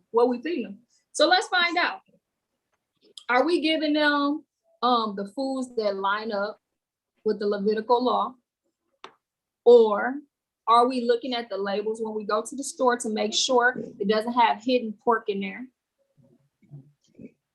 Or are we switching up the saturated high cholesterol butters for olive oil and avocado oil? You know, the good oils that's not going to make your family sick and put them at a higher risk of heart disease, high blood pressure, hypertension, and diabetes. It's not going to mess with their liver. Right. Baby, she only 5 years old.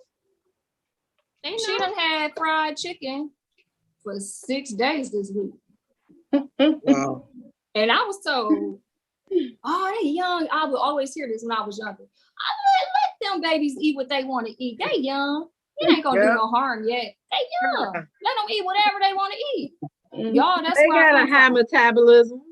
Yeah. And I'm pretty sure that's the majority of where we come from. Right. Parents is like, man, let them babies have them. Let them eat that snack. Or you take them to a family member house. I ain't gonna throw nobody out there. So a family member house, and they make them a peanut butter and jelly, y'all. So they put a little bit of peanut butter on there, right? And then on the other piece of bread, loaded with jelly. So much jelly is dripping off the bread. Right. Do you love them or not? And then they want you trying to them. chastise me through my kids, but you don't realize you chastising me because they're gonna come back home with all this sugar and be acting crazy. And then all the sugar that's going to say little bitty bodies, and all the insulin that's got to work in their kidneys just to get the sugar out their body, y'all. Like, especially when they're not going out and doing enough. They don't do as much as they used to anyway. They ain't active. And Salaki, if I may add to that, you're right. You know, them giving them the babies all this bad stuff. Oh, but they'll get themselves in a diet. They'll make sure that they eat well and drink well, right? Right. When I was younger, I had an auntie. She was like an auntie. She wasn't like blood auntie, but she was my auntie. And they had like 9 kids, and we used to be over there all the time. And so to piggyback off what Sister Catalina said, you would notice that the kids would eat hot dogs, noodles, the peanut butter jelly sandwiches and stuff like that. And then they be eating like the steaks and baked potatoes and stuff. So it's like, oh, just get the kids whatever. The kids eat whatever. And then you feed yourself the good stuff. Like, no, you can't do that, babies. They know the difference. They don't want to eat no hot dogs and French fries, and you over there eating the steak and potatoes. So, but they don't realize they killing themselves more. Like, we're gonna bring that out with the meats. Red meats is some of the worst meats. It's loaded with saturated fats. It has so much fat in it, y'all. It literally clogs the arteries and increase your risk of heart disease and having a heart attack and high blood pressure, because now your arteries, they're at normal size, but because you ate so much steak and all that fat from that steak and your fried chicken and your French fries and all of that, guess what? That is building up in the arteries, and then it hardens the plaque. It hardens. So now guess what? Your arteries got to dilate so the blood can push through past all that hard plaque. And guess what? To the point where your body just like, I'm tired. You finna have a heart attack today. Because you keep eating like this. You keep eating like this. You doing it to yourself. But any sisters have anything? Arteries and the colon. Because when COVID hit me, and that smell, it's a smell that it has, and the taste, it just was nasty, and beef had that smell and that taste. So I was like, So since November, I've had slim to none of beef, like, because I couldn't use the bathroom. But thank God for my sisters, Sister Catalina and all the sisters that are on that participate in this. When you guys bring out the herbs and stuff, honey, you think I'm a herb zoologist, whatever that word is. I bought little jars, all kinds of things, but they work. They work, And he didn't put us here to be ignorant. He said our people perish for lack of knowledge. And the knowledge that I'm gaining, it's healthy. It's in here. You're right. Sister Zay, it's in here. Everything you need. This blueprint is for us. Right. But your heart, any problems you got, the answer is right here. That's That it. part. And it's been here all this time. And it really goes back to wanting to have a seat and just allow him and allow your mind, to be retaught, and trust and have faith and believe, because a lot of people, they read it, but they don't believe it. They don't really got the faith, but they want to go out and quote like they got that understanding, like Humble Daughter of Zion mentioned earlier, that wisdom and that understanding, that's that gold right there. There it is. You gotta fear that part. We're not fearing Yah. So if we fear him, that is the beginning of the wisdom, knowledge, and understanding. There you go. Most of us view the Most High like man, and we've been hurt by man, so we don't know how to trust the Most High. So it's a big transition happening, because we're relearning how to love, how to trust, and how to be obedient. And that's something we wasn't taught. Like, we were taught semi-obedient, and that's through religion. I'm not going to quote, everybody come from a different religion, but we know the main one. But religion has taught us we don't have to respect what the words say. We just have to respect what the pastor say. We give more homage to the man that's preaching. And he is sinner like us. But that's another story. I'm sorry. I'm going there, but they didn't take it. That's funny you say that, because sisters with that mind state, like you said, they don't fear Yahweh. And so because they don't fear Yahweh, they view Israelite men like, no, humble what? Humility what? Submit what?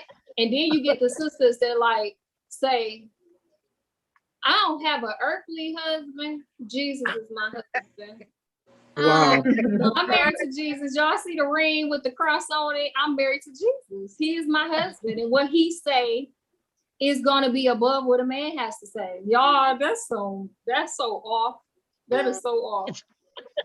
But Really yeah, that's off. off topic. But let's go to the next precept. Romans 12 and 11. Wow. Romans It 10. says not Salakia, Romans 12, verse 11.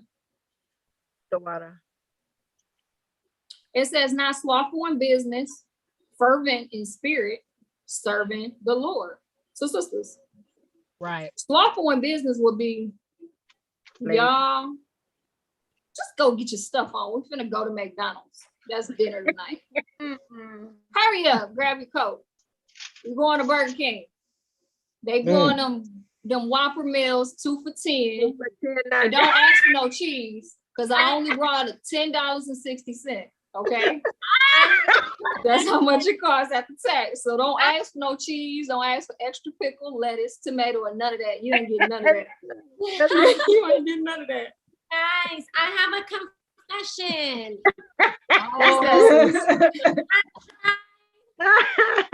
Like, you know what? I haven't had McDonald's and I don't know how long. It's been years, like years. Oh. And I was like, I don't know, I'm so healthy, you know, like, but I went and I bought me just some fries, because I just love fries. I don't care for the meat and all that stuff. And they made me sick.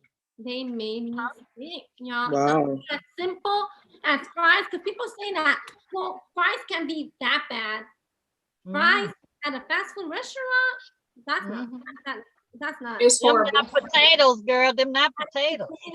I was gonna say, did it taste like cardboard? Because I started messing with McDonald's a long time ago. No, they tasted bomb. Wow. Always. Yeah. But no more. But yeah, after that I was like, no, I can't do it. It's literally your body rejected it. Yes, it does. Well, and after that, I went back to, of course, always my drinks. I know what my body already needs when I get like that, and what you know. So never I again. used to do the quick stuff sometimes. My babies really love pizza, and so like at first, when I was first coming to, I would be like, okay, I'll just get them a cheese pizza, you know, real quick. We busy, get them but then I found out that they had the pork in the dough, in the crust. Oh, yeah. The L-cysteine is in the pizza crust. Wow. Okay. So and when I found that, I was just like, okay, I give up. You know, like, all right, I'm just gonna start cooking at 2:00. Because sis, make your own pizza. Kids love to cook. We did start doing that. Yeah, we did. I homeschool my daughter, and part of you know, me teaching her, I give her chores to do. She's 5, but she can clean a room like no other. She can wipe toilets, you know, and she can cook. She can cook little things, but kids love to cook. You know, my baby loved being in the kitchen too, you know, every day, every morning. You know, I praise the Most High, because I want my daughter to, I want to implement the values in her that are so unmeasurable, like wanting to be a mom, you know, wanting a husband, wanting to take care of the household, like, you know, women, a lot of women now, you know, unfortunately because of society, you know, they just want to be a bad bee. They just want to, you know, be independent. You know, they don't want families. They don't want husbands. I don't want to lose that in my daughter, you know? And you make a good point, Sister Catalina. Sister's like, Lord, I love you so much. Please forgive me for all my sins. I acknowledge all my faults. Please send me a husband. Please send me a husband, Lord. Please. Please. And then the Most High send you a Lord. Baby, what's for dinner? What you want? Dairy Queen or Chick-fil-A or Popeye's got a sale going? Because I ain't cooking. I don't cook. Right. They say that so sisters who's not married, if you want a Lord, learn now. Like, take advantage of the time right now to learn everything there is to learn about the Proverbs 31 woman. Because the Proverbs 31 woman is going to equip you to be the best wife you can be. We might not have had a role model, a mother, a grandmother, an aunt, a sister to show us, but we ain't got no excuses, because it's the perfect example and role model right here in Proverbs 31. Now, do we look at that and be like, nah, that's just too much? That Proverbs 31 woman, she doing too much. That's just too much. I can't be her. I can't obtain to be her. I can't do the things that she's doing. This talking about a woman back in the days in the ancient times. How we gonna be like this woman? First of all, Most High didn't make no mistakes. That's right. If you read it, it said there are many virtuous women. Right? None exceed quite her. They don't exceed quite this 31 Proverbs 31 woman, but that don't mean they wasn't virtuous. That didn't mean these women weren't righteous, virtuous women. So before praying for a husband, make sure you right. Salaki, y'all. My daughter over here messing with the chords and stuff. Salaki. Make sure you right. Make sure your spirit right. Make sure your mind right. Make sure you ain't got all these spirits on you. Make sure you can receive orders and you ready to be submissive. And you ready to die to yourself. You ready to be a servant. And literally, like, with everything in you, serve your Lord the same way you would serve your Yahushua. Because don't call for a husband and you not ready to be a virtuous woman to this man. That's selfish. That's selfish. Forget your own desires and your own pleasures. That's not what it's about. You got to be willing to die to yourself to serve and to please your Lord. So start praying for a spirit of a virtuous woman.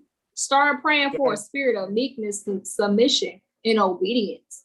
And how to guide a house, how to raise children, how to worship him the same way you would worship your Yahushua. You don't want no husband and you don't know how to be a wife. Right. You're gonna be a nuisance to him. You're gonna be a crutch and a cripple to him. He'll be on the Stop praying roof. for a husband if you're truly not ready, because you know if you're ready or not. So I don't know. That was just on my spirit to say so, y'all. I know that was a little off, but it was on my spirit. So, but we also have to be able to teach our daughters, you know, like Sister Catalina was saying, you know, giving her daughter chores and letting her cook and stuff like that. So I have a confession as well. Yeah, my Lord bought my baby, she's 4, a sewing machine. All praises to the Most High. And I sew a little bit, but my baby be like, Mom, can you teach me, y'all? And the little sewing machine is intimidating to me. So I'm gonna show it to y'all. The pink and white. Where is this little out there? Yeah, I remember the pink and white little sewing machine. There's a pink and white one too. Yeah. Yes. If any sisters know how to use this thing, I bought my daughter one. She uses it too. because I was looking at this like, where the this is Hey, you I don't know how to use this. Sis, I got a real needle in it, just to let you know. Yeah, I know. It's And real that's why I said she's 4 and she wanted so bad. And I'm like, I'm scared. Wow. I told her, I'm like, it say you gotta be 8. This, you know what you know what I like to do with my daughter? Like you could just get like the thicker needles that are kind of that don't really have the sharp or anything. They have a big little like hole for you to put like thick thread in there. Yeah. Buy her some fabric, some cotton fabric or whatever kind of fabric, and just kind of like sharpie a design and have her follow it with the needle. Have her start with that. Okay. You know? Yeah, because she's been bugging me about this thing. And I tell you, because my daughter is the same. She wants to already use my machine, so I'll do little things like I'll let her put the foot on the pedal, you know, and like I'll let her pick out, you know, cut the ribbon or, whatever. I let her participate, but I just think it is a little intimidating to teach them, and they're so impatient right now at their time. But try something like that, Okay. That's right. All right, sisters. Let's get some more precepts on health. Let's go to Sirach 1 and 18.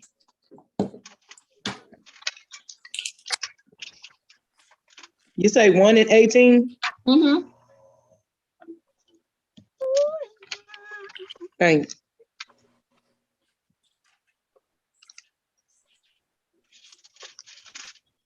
It says the fear of the Lord is the crown of wisdom, making peace and perfect health to flourish. Both which are the gifts of Yahweh, and it enlargeth their rejoicing that love him. Yeah. Being in perfect health, y'all, and having a peace of mind where your mind is not vexed. You ain't got, because we're gonna tap into mental illness too. But you got 7 different spirits talking to you. They done diagnosed you with schizophrenia, bipolarness, you're paranoid, you got depression and anxiety. That's literally like a plague of the mind. That's that vexation. But the Most High, he literally just said, the fear of the Lord is the crown of wisdom, making peace and perfect health to flourish. These are gifts. So that alone tells us, as the children of Israel, if we're obedient and keeping the law, statutes, and commandments, we should have peace and we should have perfect health. Now, with that being said, all sickness is not, it doesn't come from sin, y'all. Because we look at sickness and we think, oh, they ain't sin, they're just being wicked. They ain't keeping them law, statutes, and commandments. They sick, look at them. I literally grabbed 2 accounts out the Bible to show. One account about the blind, the man being born blind, and then another man being crippled that couldn't walk, but he was wicked. He transgressed the law, and the sickness was upon him because of that. I'm gonna get to it, but these are gifts from the Most High. So the Most High, he wants us to be in perfect health and have a peace of mind. And if we keep the law, statutes, and commandments, and the Most High didn't choose that for you as a lot to make you be sick, to bring you at that lower state, so his name can be glorified, we should be walking in divine health, perfect health, sisters. But perfect health just don't come along with that. It comes from the putting that ignorance off your mind and changing the way that you eat.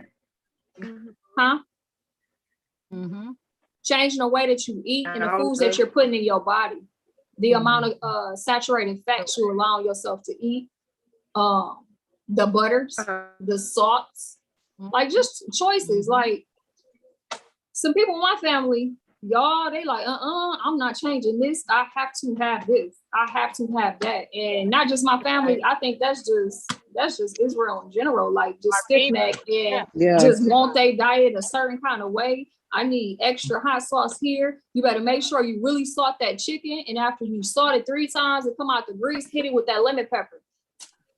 You gotta hit it right when it come out the grease with the lemon pepper, y'all. So it'll stick, so it gets the taste. And then you pour the cup, you got about a 30-ounce cup of hot sauce, and you use all the hot sauce on top of that. Man, and the ranch dressing. Lord, and the ranch dressing. The dipping sauce. Y'all know how much sodium that is? Man. Too much sodium will throw you right into a stroke, and it will throw you right into a heart attack, y'all, with no warnings. Wow. It's not a joke. It's literally not a joke. And our people love salt. I'm one of them. I don't love it like that where I know it'll destroy me. But before I came into this truth, y'all, I love salt. And my legs started swelling up, and I couldn't figure out why. I was drinking alcohol, and we know alcohol causes the body to swell up anyways. Like, and I was so ignorant, y'all. I was eating bad, eating all this salt, drinking alcohol, and over time, like, I started seeing changes in my body, y'all. But me knowing I'm in the medical field and I'm looking at the signs and symptoms of early stage, like hypertension, pre-hypertension, or if you keep on this road, you're gonna end up with heart disease and have a heart attack, huh? The kidney. failure. That's how people get on dialysis. Oh my God. Yeah. Y'all, I'm talking 19, Alzheimer's and dementia. 30 on dialysis. They spend their whole life at dialysis 3 times a week, y'all. At least 13-hour days to filter the waste out their bodies because their liver done broke down, where it's no longer filtering the feces and the urine and stuff out the body, getting the waste out, so it fills up. So if they miss, and I've also seen a person on dialysis that didn't want to live no more. It took 2.5 days for their body to shut down before all the fluids filled up in their lungs and they couldn't breathe no more. But this is, y'all, this is the point that I'm making. This is self-inflicting. This is part of the curse and ignorance, y'all. Right. We doing it to ourselves. Right. We doing it. The Most High, He has set you up and give you over to your heart desire. You want to be hard-headed and stiff-necked? You want to keep eating them unhealthy foods? I'm gonna let you keep eating them until it gets you right inside the ICU bed. Because you want to be stiff-necked and hard-headed. So I got one more precept, and then we gonna transition over to the herbs, and then I got a couple more precepts after Catalina is done. So let's go to Sirach 1 and 26. Sis, I wanted to say something real quick. That meat that we're addicted to is also a problem because that meat holds so many parasites. And when we're eating it, like you say, it takes forever to digest, but we're eating it 3 times a day or 4 times a day. And we think that we can't live without meat because they told us that's protein. So we got to know the sources of where your protein comes from. The Most High made us herbs, but that's on part 2 it is. But I'm just saying, it take a lot for us to let go of the meat, even if it's just 1 meal out the day that you have the meat and the rest you fast or you eat some veggies. But them parasites is what's killing us, for real, for real. Okay. But sis, the only reason why too are people, you know, are having a hard time letting go of the meat because they don't get themselves used to other options other than the meat. You know what I'm saying? Like they don't. A lot of people don't experiment with beans again. I mean, I grew up on rice and beans, literally, and like cinnamon sticks, like, you know. But people like what they think it's a luxurious diet, which is the meat. You know, all the nasty seafood too. You know, before we knew that it was abominable. You know, and we gotta really go back to eating from the earth, because the Lord, the Most High said, you know, while we are still here, He's gonna continue like to bless the earth. We are still here, you know. Hallelujah. All praises. Thank you. All right, I got one more precept, and then Sister Catalina can bring out her herbs, and then I got a couple precepts after that. I have one precept before Sister Catalina bring out the herbs. Okay, Sirach 1, 26, and 27. It said, if thou desire wisdom, we know wisdom is our mother, who's going to instruct, lead, and guide us, right? To come up out of them curses, to renew our mind, and to start keeping the commandments, right? If thou desire wisdom, keep the commandments. That part. Wow. If thou desire wisdom, keep the commandments. If you want the wisdom to come out of the condition you're in with your health, from whatever it may be, keep the commandments. It's telling you that. Keep the commandments, and the Lord shall give her unto you, until thee. 27, it say, for the fear of the Lord is wisdom. We got to fear the Most High. How you want the commandments, the blessings, the treasures, and the riches, but you don't fear the Lord? And how do you show you don't fear the Lord? You don't keep His commandments. You do what you want to do. You live a life you want to live. You eat how you want to eat. You think you can keep doing it and you be in perfect health? No, the Most High, He gets you through that. It says, so the fear of the Lord is wisdom and instruction and faith and meekness are His delight. So there it is, sisters. What's the reason for that? Did you have a precept, Sister Brittany? Yeah. Yeah, so I just wanted to really quick touch on, you know, when we keep the commandments, we are healed by the word, but also sometimes the Most High can be testing. So if you do have a sickness or if you do have an illness, like, don't lose faith. Don't feel like, oh, because, you know, I wasn't healed in 2 months, I haven't been healed in a year, that the Most High is not with you. Because if you're keeping his commandments and you're repenting, he's still with you. Absolutely. So the That's precept good. for that is in Job. Let's go. Let's see, Job 2, and where I want to start.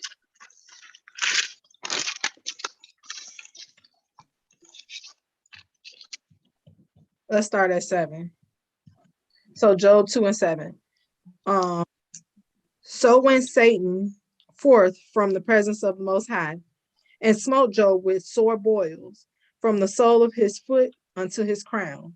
And he took him a potsherd to scrape himself withal, and he sat down among the ashes. Then said his wife unto him, dost thou still retain thine integrity? Curse the Most High and die.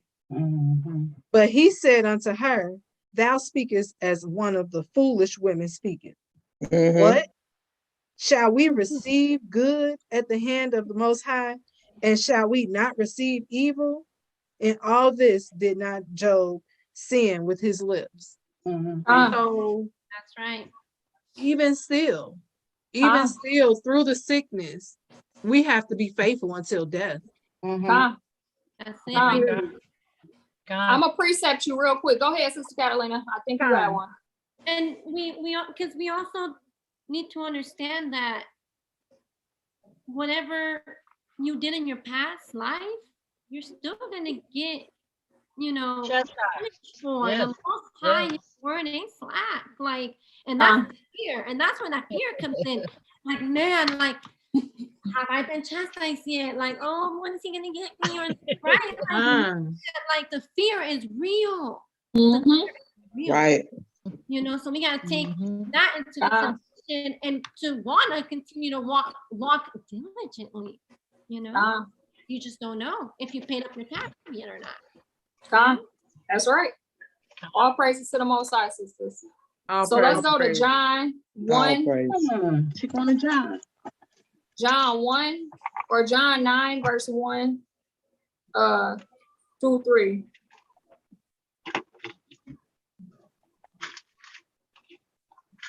That's regular John, correct? Huh? Which verse? Regular John first or regular? Just regular John, chapter 9. Okay. 1 through 3. Big John.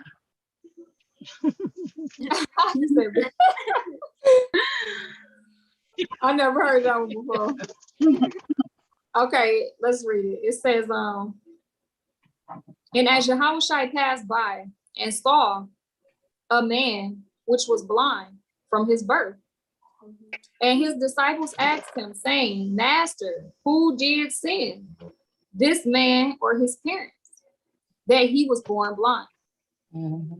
Yahushua answered, neither have this man sinned nor his parents, but that the works of Yahweh should be made manifest in him. So guess what?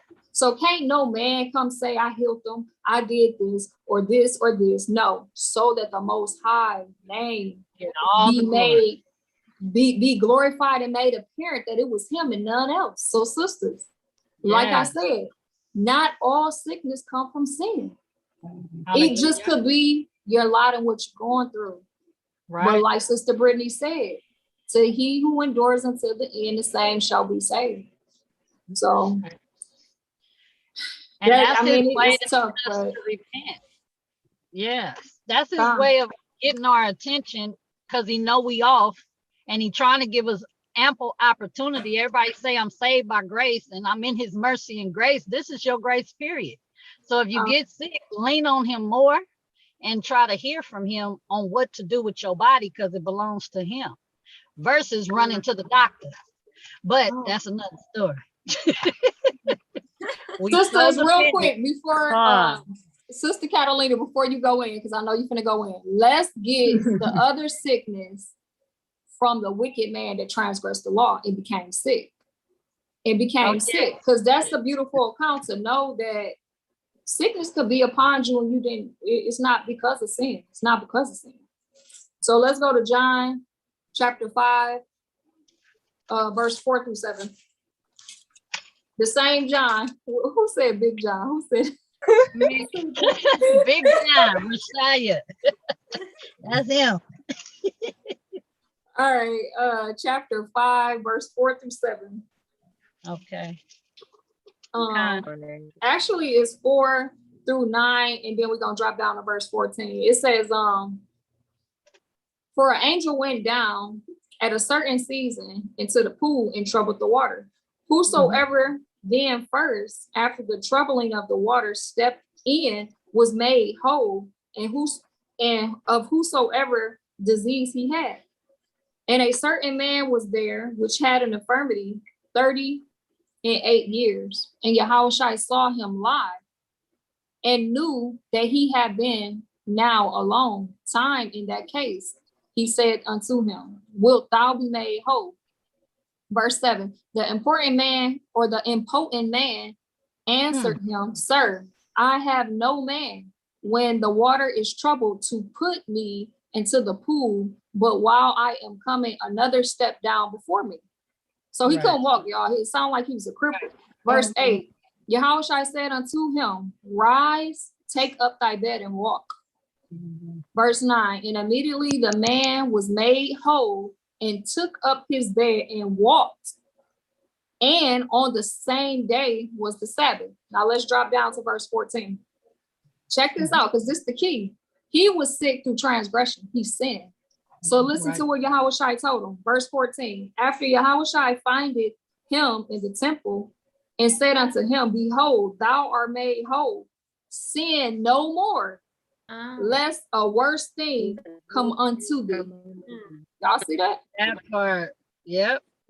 So sickness can come from transgression, or it can come because that's what the Most High put on you, that his name be glorified. So them the precepts I got. Go ahead, Sister Catalina. Hallelujah. Was anybody else going to bring out more precepts? I had one. Okay. I gotta find it. It is 1 Corinthians 6:19.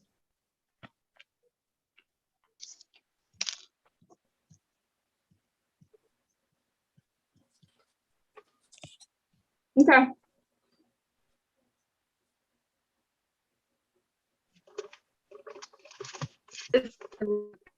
I'm sorry, lady. But it's 1 Corinthians chapter 6:19, and it says, know ye not that your body is the temple of the Holy Ghost, which is in you, which ye have of God, or Yahweh, and you are not your own. 20, for ye are bought with a price. Therefore glorify Yahweh in your body and in your spirit, which are Yahweh. You know, and what I was always drawn to that precept, and even though I didn't have a good understanding, I knew the temple, it must be talking about this thing. And this was with diabetes. Can y'all hear me? Yeah. Yeah. And can you see me? No. Oh man, I don't know how to keep messing up, but I was gonna share something with you guys that you can't see it, so anyway, but it was riddled with diabetes for 15 years.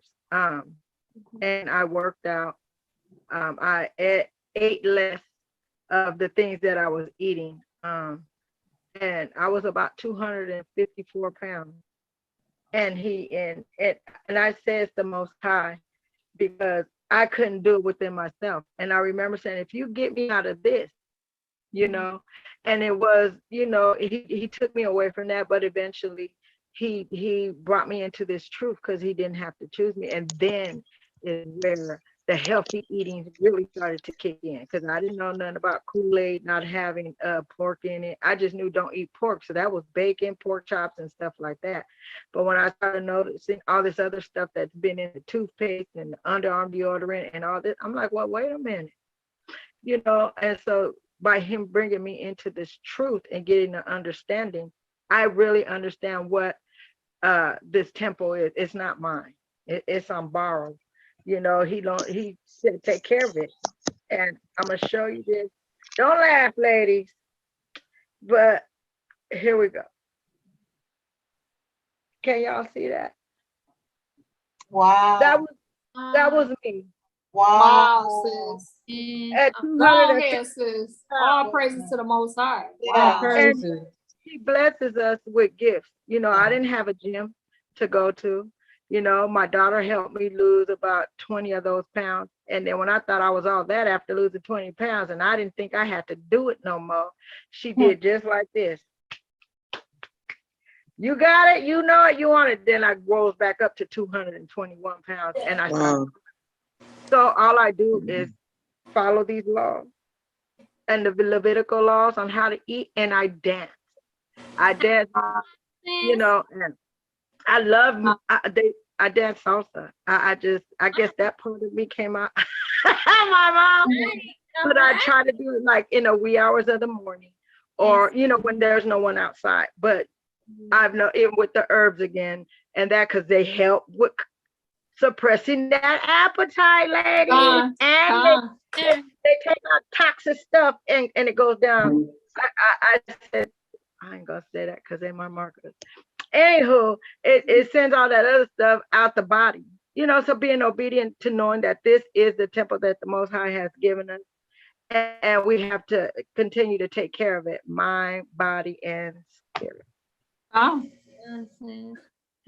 praises. Hallelujah. That was good, sis. I got a quick precept before one more. Sorry, Sister Catalina, one more. To go with what Sister Renee was just saying, like she's sticking to the herbs, being diligent. Check this out. Sirach 38 and 38 and 4. It say the Lord have created medicines out of the earth. Yeah. And he that is wise will not abhor them. That's beautiful, sisters. So get y'all herbs. Get your herbs. Yes. If you ain't got your herbs yet, because we did how many videos on this? This is the third. Probably. Go get your herbs, sisters, and start using them. Listen, we learn something every day. So if it takes 20, 30 times to keep bringing it out, we're going to keep bringing it because there's something new every day. But like but let's make sure that we actually try and make the effort to utilize them, you know? Right. I have a precept, sisters, I want to add before Sister Catalina get started. I'm sorry. I have a precept. It's Proverbs 15 and 17. It says, better is a dinner of herbs where love is than a stalled ox and hatred therewith. So that lets us know that dinner of herbs is better than this oxtail, you know. Sister. That's both spiritual and physical for me, because herb, we are like the women, men are like trees. We are the soil, like we can relate to that. But the stale ox, bitter hatred, who's that? Right. Nations, so it's both spiritual and physical for me. That one, I love that precept. For sharing that. I had that precept too. All praises to the Most High. All right, Sister Catalina, we ready. Bring them herbs out. We ready. Okay, so I'm just bringing out things that you guys can that is pretty much accessible to you at like inexpensive like budget. Okay, so not too many oils, and if I do, these oils are really cheap. You could get them pretty much anywhere. They're not as expensive. Okay, But I wanted to start with the liquid aminos because there was a sister, I'm not sure if she's still on here, but she was talking about for those who don't eat meat, how you can be losing some of your properties, right? I'm gonna charge my laptop. I'm sorry, it's gonna die. I'm gonna put you guys over here real quick. Okay. Okay, so there's this thing called organic coconut aminos. Let me read y'all the ingredients because you guys know I'm all about if you can find this much in the ingredients, get that. And then they're all natural and clean, get that. You see all this, then you kind of want to stay away from that, okay? Organic, literally, it's called organic coconut aminos, okay? And it pretty much has the aminos that are found in like the meat proteins and whatnot that are good for like your bone density and like all these other things, right? They make this out of organic coconut sap, water, and a little bit of sea salt, okay? So, and you could also get it without the sea salt. And this, okay, so I found it at Trader Joe's, and this was only $2.39.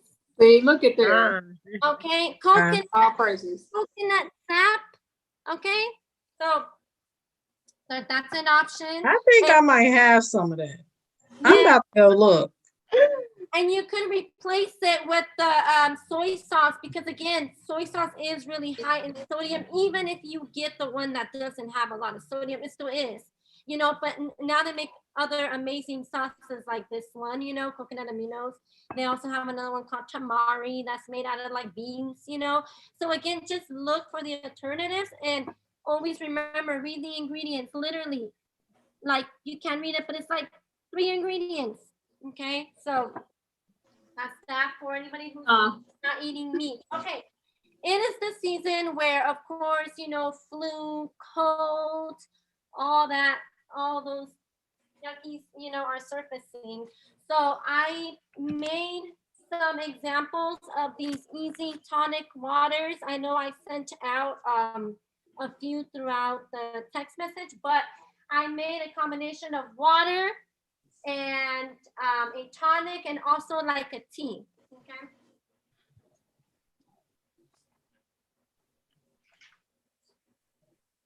I just gotta get my stuff, y'all, since my computer is fine, so bear with me.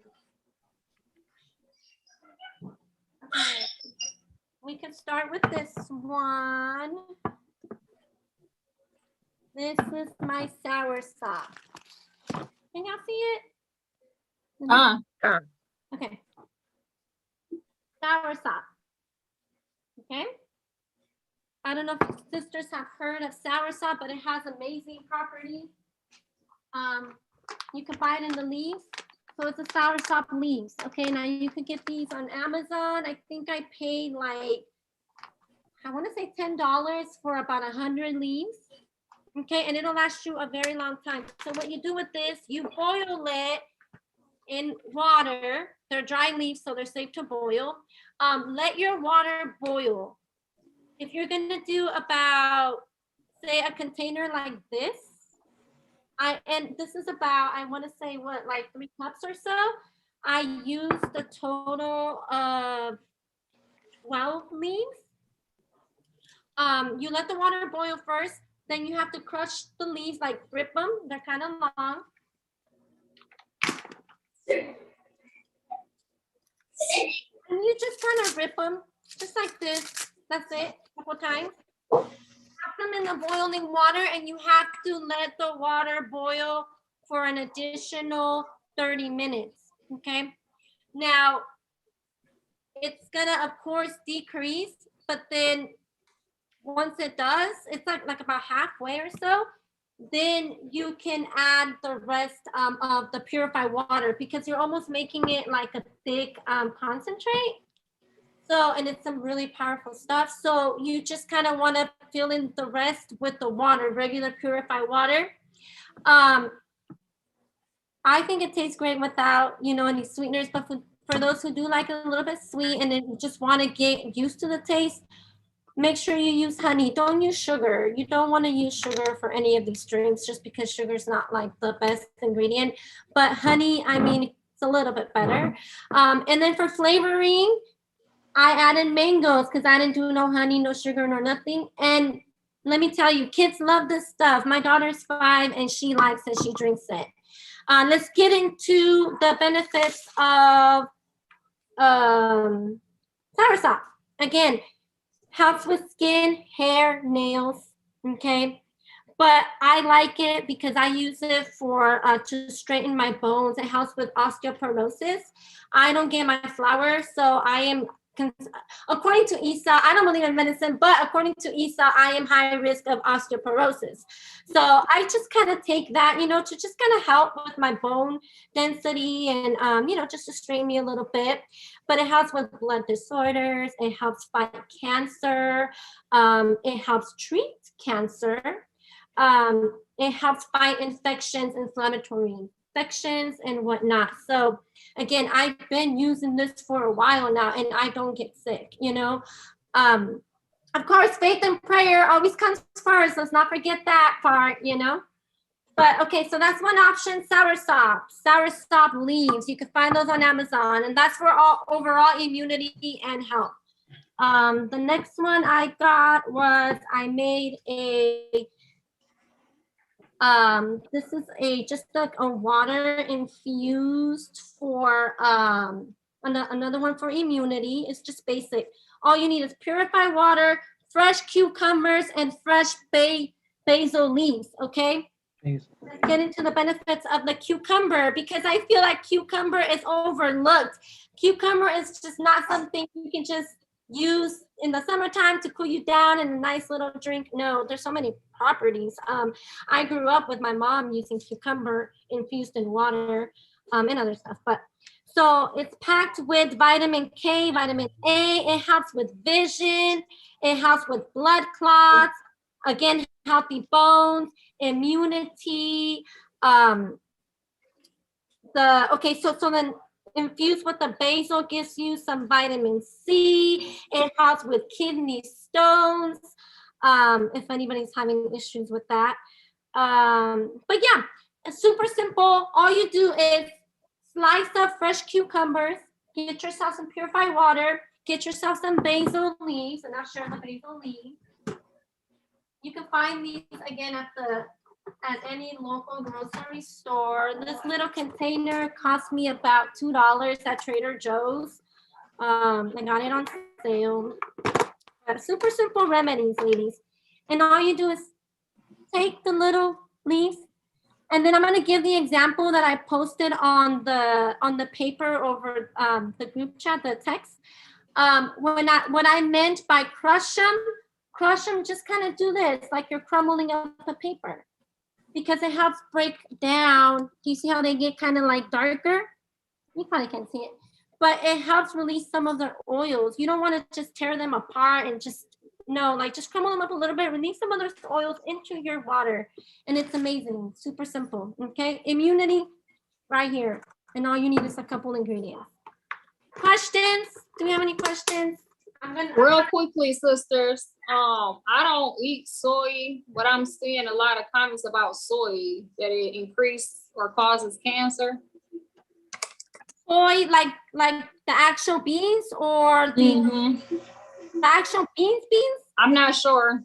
Okay. I just looked up the soybeans and it was saying soy, it turned out contains estrogen-like compound called isoflavones, and also findings suggested that these compounds could promote and growth of some cancerous cells. Okay. Is it, and I'm asking if it's the actual beans? Yeah, I think it's the beans. Look. The actual beans can, but depending on how they're being used. If you're buying soy tofu, like chorizo, right? We don't eat pork no more, so let's go buy the chorizo. Tofu is processed, has a little bit of the beans and the soy, but then it's processed with a lot of things. But what people think, they get misled into thinking that it's just ground up beans form into a little square and it's tofu. So again, do your research. I like to take the beans Occasionally I'll do tofu here and there, but then again, I'm dealing with estrogen issues and I don't take pills. So I'd rather take something, you know, not consistently, but every now and then that's gonna help me with my estrogen. So right. So again, always do research on everything. Okay, because people deal with different things and whatnot. But if you can replace that with like regular lentil beans or whatnot, by all means, please study and do your research before trying anything. Anytime. But just take my word for it. Everybody's different. I have a question. This ain't the Christian church no more. Y'all better study to show thy own self-approve, okay? That's it. I do have a question. So, is this it? That's it. Coconut. It's funny because I had bought this because like 2 years ago I had went on a diet, right?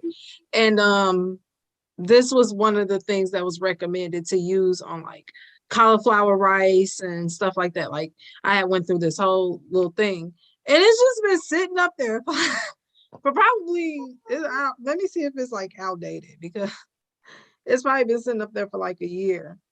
But I didn't realize that it was that it had those properties that you spoke about, and that it was a good alternative to meat.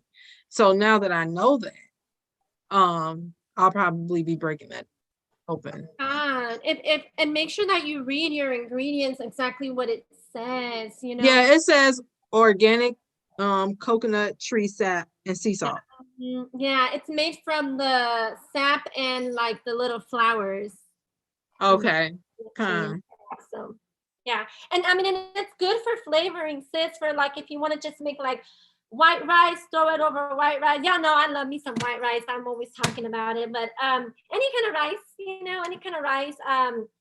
Chicken, if people are eating chicken, just different, just to throw it in there. There's so many different things you can do with it, but utilize it definitely. Any other questions?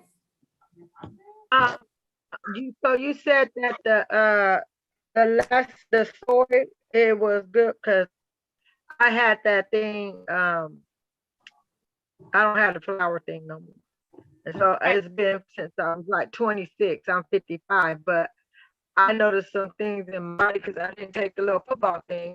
They told me that the estrogen pills, because they told me that it causes breast cancer. Yep. So what can I use? I know that they said the soybean might, if I use it too much, it might cause cancerous cells to wake up or something. Or what could I use? If you use a lot of soy products, processed soy products, because remember, soy could be really processed. A lot of Edomites like it, like to replace like a meat. So they make it into the meat, but they actually do sell the soybeans. And Sister Zay, if you don't mind bringing up that picture again, because that picture that you brought with the soybeans almost looks like a green bean. And the soybeans that I'm used to are like this small, and they look like lentils, and they're little white beans, like almost like the regular white beans. They're so small. So I don't know what those that you brought up, I don't know what those are, sis. I could pull it up. Let me see real quick. Hold on. Let's share the screen.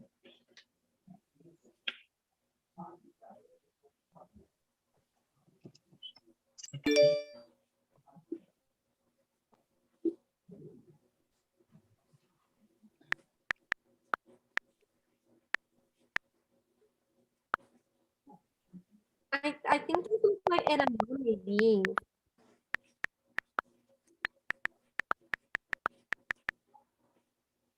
Y'all almost put KJV afterwards because I'm so used to talking KJV. Look. All right. While you pull that up, these are the ones that I kind of I'm talking about. They're in a little bag like lentils. They're yellow soybeans. That's what I like to take. So I wanna see that image because that almost looks like the edamame beans. So do you make them I make them like beans, sis. I'll make like a bean salad. Like I like them like with fresh cut bell pepper, shaved radish, fresh cilantro, parsley, and then I make my own vinaigrette. I do olive oil, lemon juice, pepper. Sometimes I'll do like apple cider vinegar in there. And I just whip it up and I make like a little bean salad. I try to eat raw unless I'm eating beans. I like my vegetables and whatnot raw as well. But that's kind of like how I do it, you know, and other ways too. Like I'll make them like kind of like refried style, and I'll put them on like a little tortilla, you know, like a tostada or something like that. I'll do some fresh herbs on top. Did you find it? Yeah, KJV. Now let me pull it up. Hold on. KJV. King James Version. So that's what I use for estrogen, sis, because those beans are high in estrogen, and because I refuse to take any medication, I don't do it. I think those are called edamame beans, sis. Oh, okay. Yeah, I think those are edamame beans. It says something about tofu. Yeah, because they make them with tofu based peanut pies and stuff like that. They They're changing it and stuff. Yeah, so yeah, but I don't really use those. I used to eat those when I would have sushi when I was in the world, but other than that, I don't really do those. I like the other beans more. Okay, all praises. Yeah. But wow. Any other questions? No? Okay. So another immunity drink. This is more like a tea, and I say tea because I actually have to boil the garlic. I boil the ginger, turmeric, lemon. I got all that in the kitchen. Right. But then again, when I used to like experimenting with it and trying other different things, you know, sometimes if I because I don't usually get sick, but I do have like I'll get like a scratchy throat, you know, and I don't like to say like it like literally like keeps me from doing anything, because I pray and the Most High gives me the strength, and you know what, it just slows me down. That's what I could say. It slows me down. I'll just get a little piece of fresh garlic and I pop it in my mouth, y'all, and I'll chew it because you have to break it down, and I swallow it with a glass of water, and that helps. Like it helps with the throat, you know. You have like and that helps with your blood pressure. That kept my blood pressure down. It does. I keep it in the bathroom cabinet right in the morning, so you know it's some garlic like drops, organic garlic drops. Yeah. And then also I do the same with ginger. I like ginger raw, honestly. I'm always like zesty everything, you know, but then again, like they're so good for us. It's just we gotta utilize them in ways, not just throwing them into a soup or whatever, you know, like no. And again, do your research and see what they're good for with anything. Don't just take my word for it. But so you could boil your ginger, garlic, turmeric. I boil in here and I squeezed half a lemon, and I literally boiled it in with the water as well, including the zest and stuff. So the peel. And then I added cinnamon, a dash of cinnamon, and I added a dash of cayenne, and you can't even taste it. So what I do is after I let it boil for about 10 minutes or so, because it really don't take too long, you have to add it already into the boiling water. So make sure the water is boiling first. Then you boil it for like an additional 10 to 15 minutes or so, depending on how much you're making. Okay, so orange peel, lemon peel, the juice, garlic, ginger, turmeric, okay, a dash of cayenne, and a dash of, what was the other thing I said? Cayenne. Oh, cinnamon. Okay. And then I flavor this one with honey because I want my children to take it, but then I just kind of added a little bit more water because it is strong. So if something tastes like too strong for your taste, you sensitive, then just add water, dilute it, store it into different jars, you know. But and then I just kind of added the fresh mint just to kind of just give it a nice little, you know, balance kick or whatnot. And you can't even taste the cayenne and or the cinnamon, ladies. So let's get into the properties of some of these things. Again, lemon, orange, lime, any kind of citrus. We know it's good for immunity. We know that it's high in vitamin C. I bought this. I like to make this because I drink a lot of coffee. I just love coffee. And I know that coffee can get you kidney stones. Right? It can cause kidney stones, right? High blood pressure too. Well, and that's kind of why I take it, because I do take a break from anything that I do. I take like on my week off that I don't take any coffee. This is kind of like what I like to drink instead.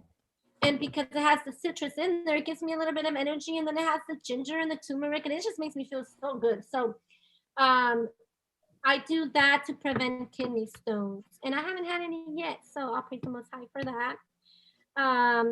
I know that citrus also can boost your heart health. And then again, it protects against the ginger combination with the turmeric and the garlic can help prevent any cancers and stuff like that. So I am prone to having cancer, like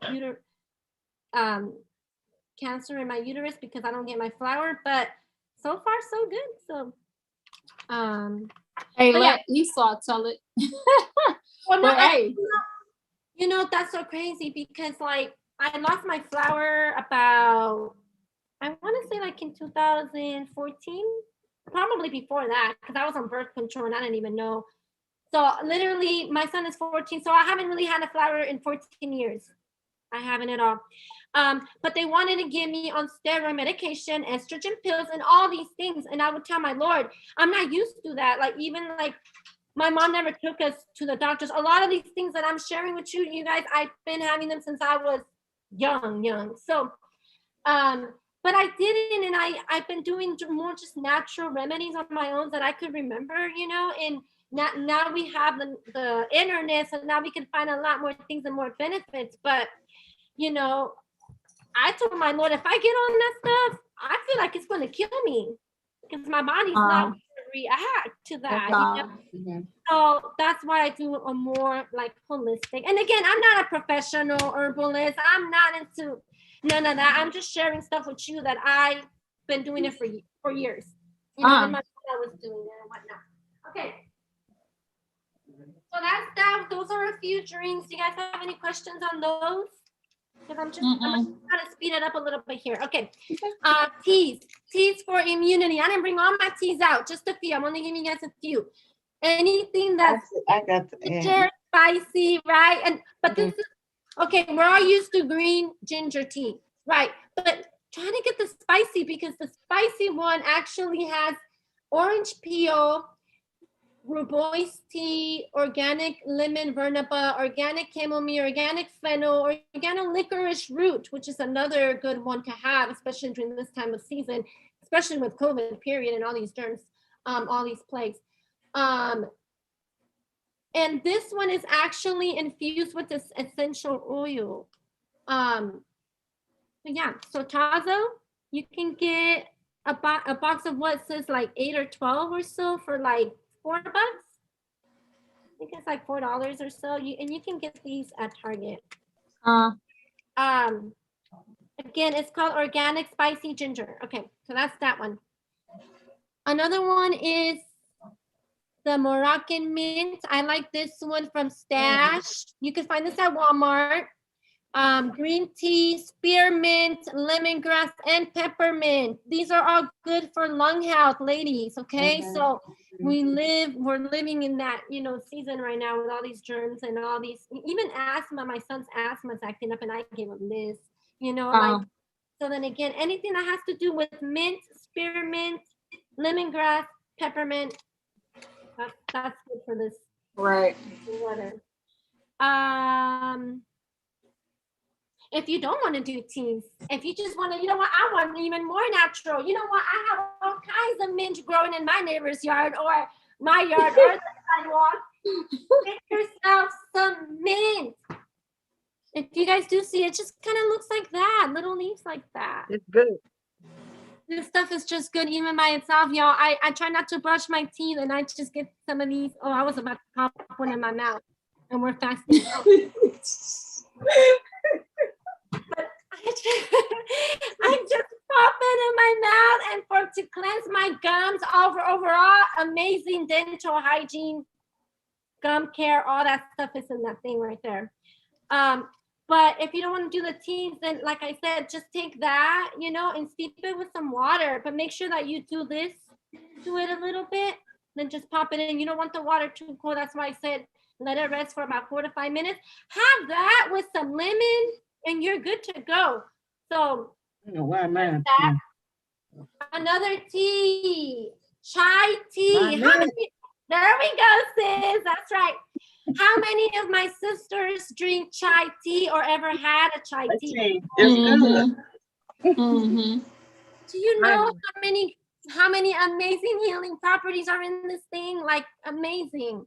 So this is a mixture that I like to buy. It has all the fresh stuff, but it has cardamom pods, it has cinnamon, clove, ginger, fennel, licorice, all these amazing things. Okay, and it even has mustard seeds in here. Okay, so and then again, you just kind of like steep it, boil some water. This one you could boil, you could add boiling water to it because again, you don't really have herbs in here. You have more of like seeds and roots and stuff like that and spices.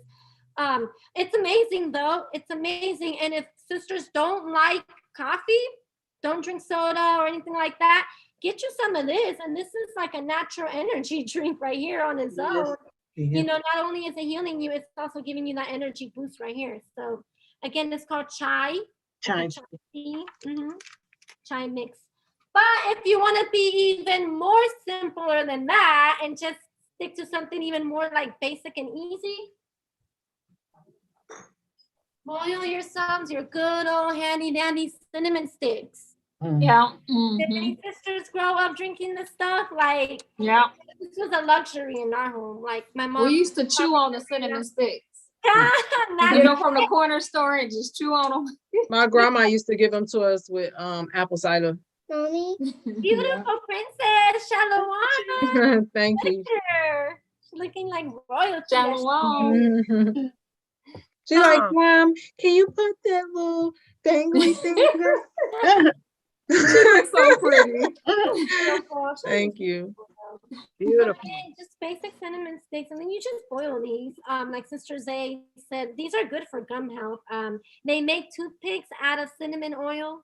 If sisters didn't, they clean the teeth real good too. Yeah. You know, I've never used the cinnamon sticks for like what I make my yams and I put the cinnamon sticks in there, or either my carrots. I put them in the carrots, but I've never boiled them. Never thought about boiling. Oh, sis, yeah, just like the chai. This is, if anything, this is like. I'm not even saying it's better than chai because I love me some herbs and spices, but this is like potent. Sisters should be stocking up on this kind of stuff. Like with all this madness going on, you know, I guess in California, we just got a message. I don't know if other sisters, my Cali sisters read it, but on the news that they were talking about how we're short on toilet paper again. Everything. Yeah, you know, and so, and it's true because now you go to the store and like I hardly can find certain things that I use on the regular, and it's just basic stuff, you know. But I'm pretty sure that we're being deceived. They're not really telling us. The media, you know, is not really sharing with us. Stock up on this cinnamon, and all you do is boil it for a few minutes, and then just you could have it with a little brown sugar if you want sweet. If this is not your thing, you know. But then again, it's super good for overall immunity. Did I write down the extra properties I found? Probably not. Okay, probably not. But I know at the top of my head a few good properties in this. parasites. We were talking about how some of these meats have like the micro parasites that you can't even see. Not just the meats, fruit does too. Fruit does too. You know, you just can't see a lot of it. But so this is an amazing colon cleanser. You know, and I would say, you know, take it. I would say have at least a cup a day for like, I don't know, try to have it at least three times a week. Make it like a little routine thing. I mean, you know, who doesn't want a nice cleanse every now and then? But this is some pretty potent stuff. And again, how much is this at the store? This is what, like $1? Like it costs nothing, you know? And again, it goes back to the earth, you guys. Like there's going to be a time when we're not going to have the luxuries of oils and, you know, even food, right? But hey, if you're able to spot a rosemary bush or like some mint or whatever, hey, that's the Most High showing you some kind of manna as well, you know? So we got to utilize the earth. We got to go back to some basics, okay? Questions?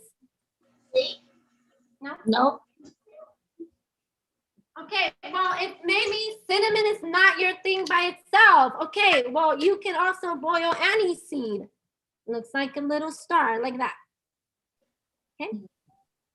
And some cloves. And this just adds more like a black licorice taste to it, but it tastes better than black licorice.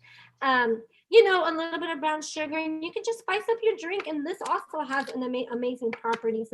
Let me see what it what it look like, sis. Let me see again. These little, they look like little wooden stars. Now, what is it called? Anise. Anise. Anise. ANISE. And you talking about that you make cinnamon with your yams, sister. I like this. I like these with my yams. Oh, really? Yeah, a little bit of cinnamon, because you can buy it in powder form. I have a coffee grinder, but it also grinds like nuts and other stuff, so I like to grind this in there. I even add this to my coffee. Chai and coffee. To my coffee drinkers. Okay, like add a little bit of the chai to your coffee. You're gonna love it. It's amazing. It's like a healthier coffee. But and then again, and this is cheaper than cinnamon because people don't really use it and utilize it, you know. And look, Sister Zay, it's in our book. It's like right there in the front page. Sis. Immunity builders. What book is that?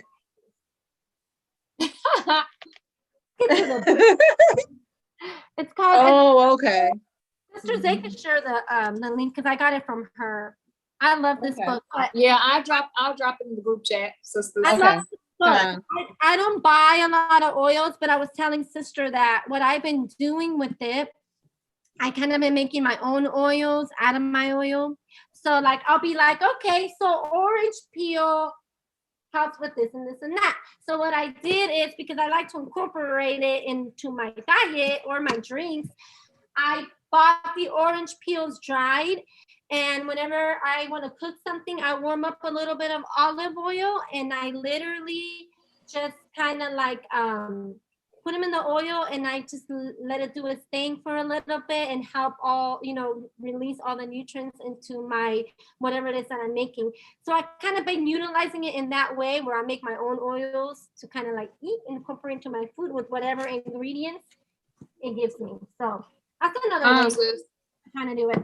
But okay, a couple more things and then I'll be done rambling, I promise.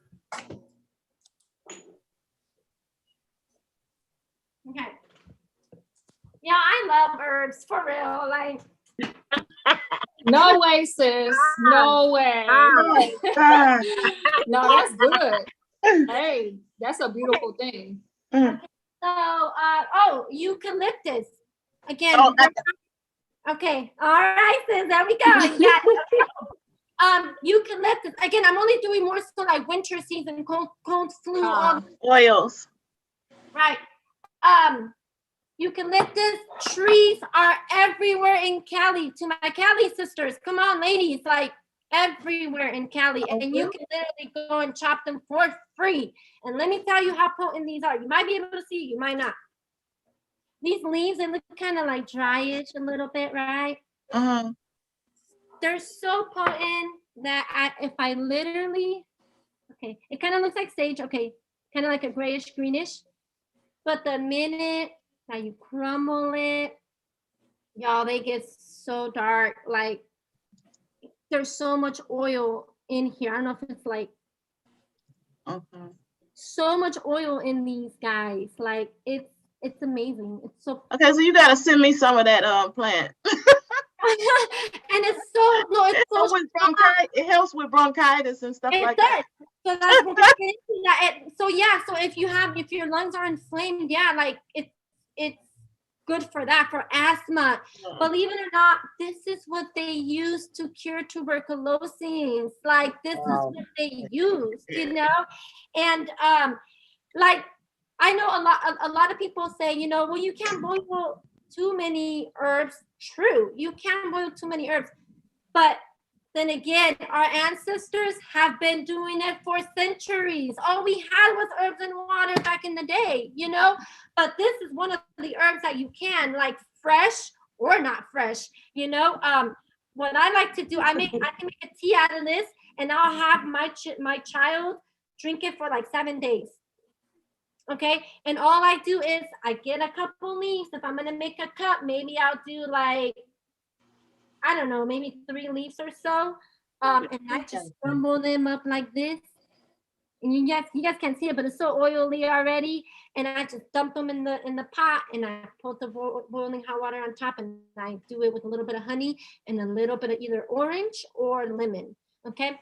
And this is asthma. And he don't need to be using that ugly, disgusting inhaler all the time. I hate that thing.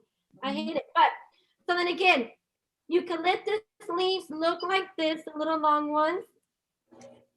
Okay, and they're kind of thin. Or you could also find them like this, these little big ones, the round ones, like silver dollars. Another good thing with Sister Zay, I remember you were talking about steaming, you know, in the steam room. For the sisters who don't have a steam room, your shower could be your steam room, okay? What I like to do is I'll let it steam up, and I'll close it and everything, and I'll let it steam up real hot.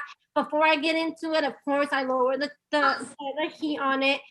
And this is what I do. I cut some of these bad boys, and I crunch them up like this, and I hang them over my shower head. And I'm like right here, and you can smell it. That's how potent these are. Okay, and this is that natural, it's like a natural humidifier in your shower, you know? You can also boil a pot of hot water and put it in there, and just kind of put your head over and let all the steam come up. Yeah. So yeah, like she said, you can do that with these as well as with peppermint oil or eucalyptus oil. I like to do that. Yeah, I like to do that with like a humidifier. Now, I'm not a fan of the hot humidifiers because they actually can dry you out. It dries my son out. So I like the moist ones, and I like to use these in there. But honestly, I like what Sister said the most. I literally boil hot water, and I'll either do the oil.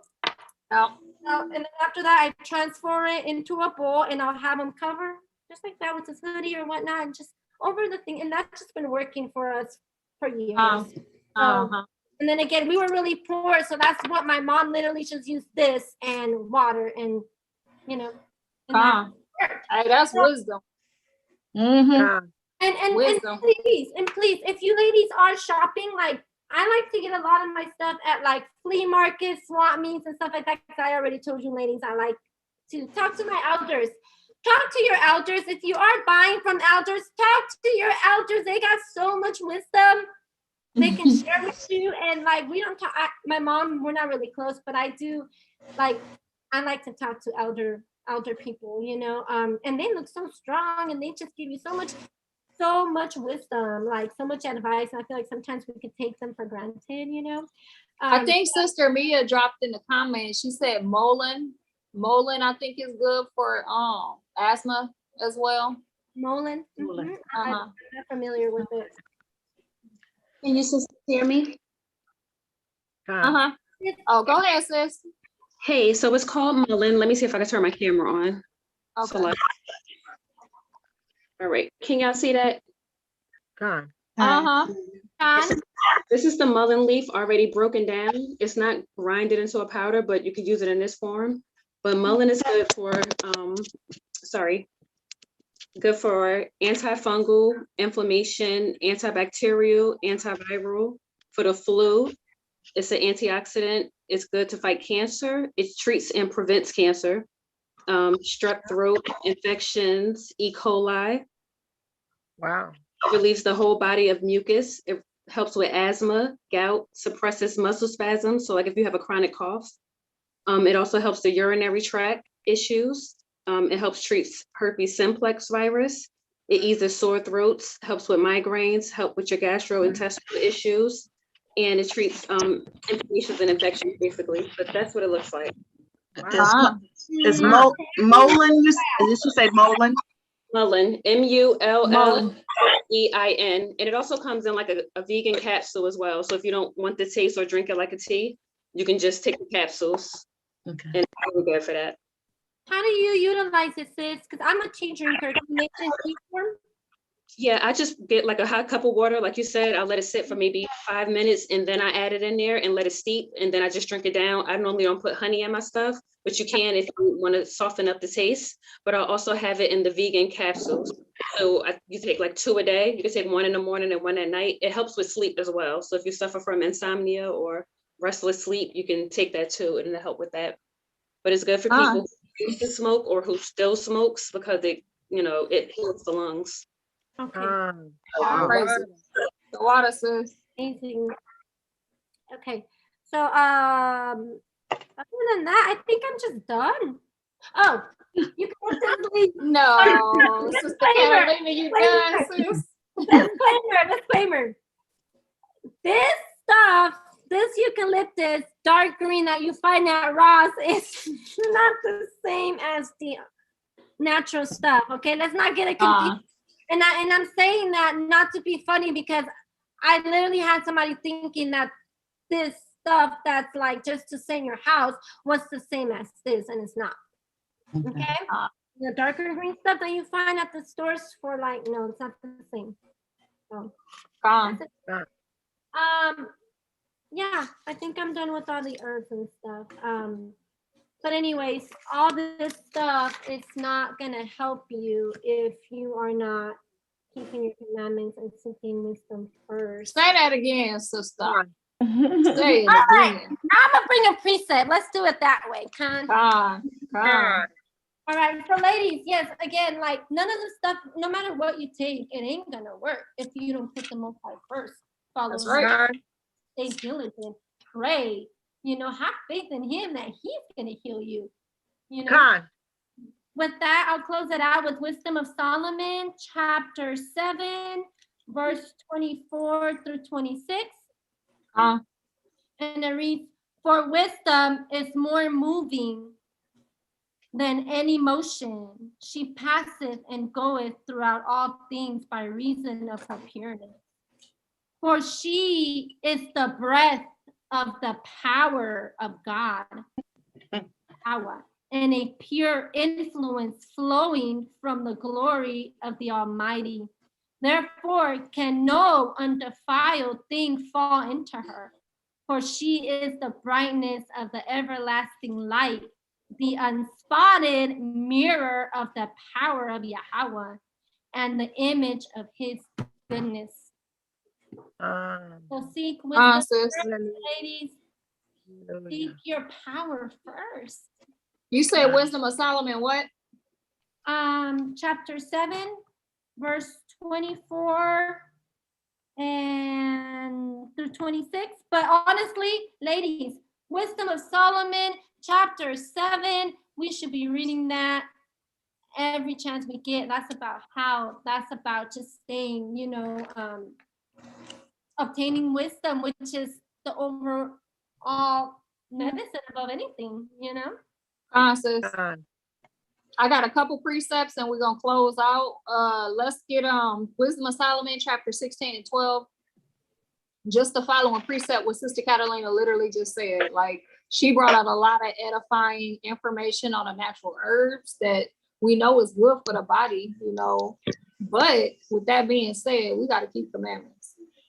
That's where the healing is going to come from. So Wisdom of Solomon 16:12, it said, for it was neither herb nor mollifying plaster that restored them to health, but thy word, O Lord, which healeth all things.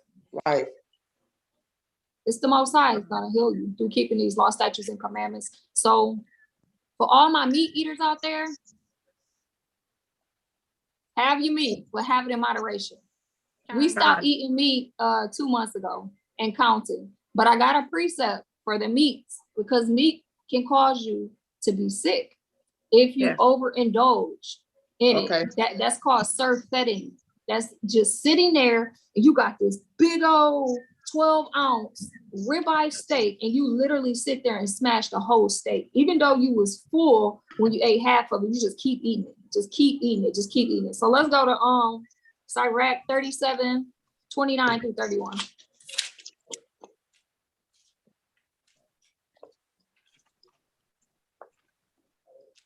Said 29-31.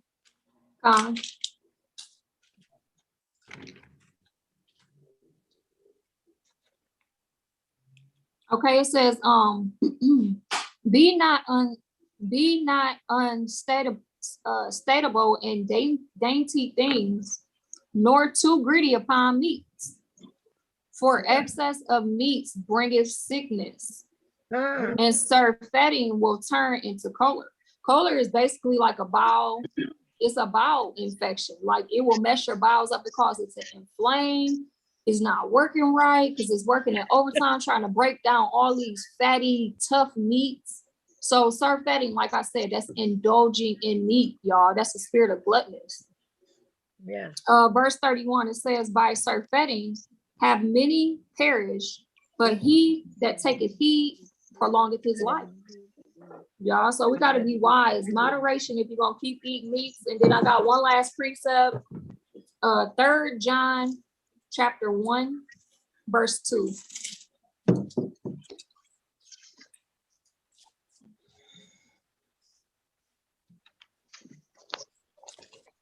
You say 3 John?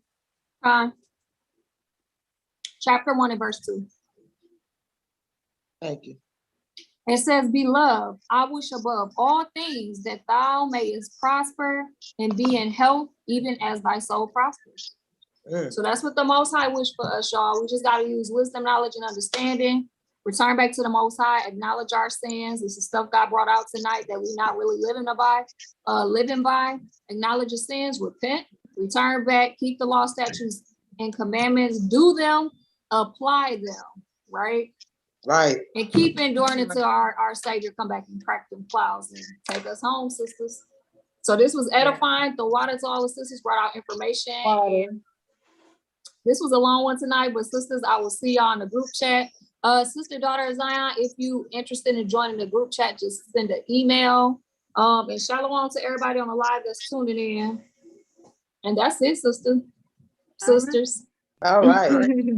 So everybody have a blessed, beautiful night, and I'll see y'all in the chat. Shalom. Shalom, sisters. Shalom, sisters.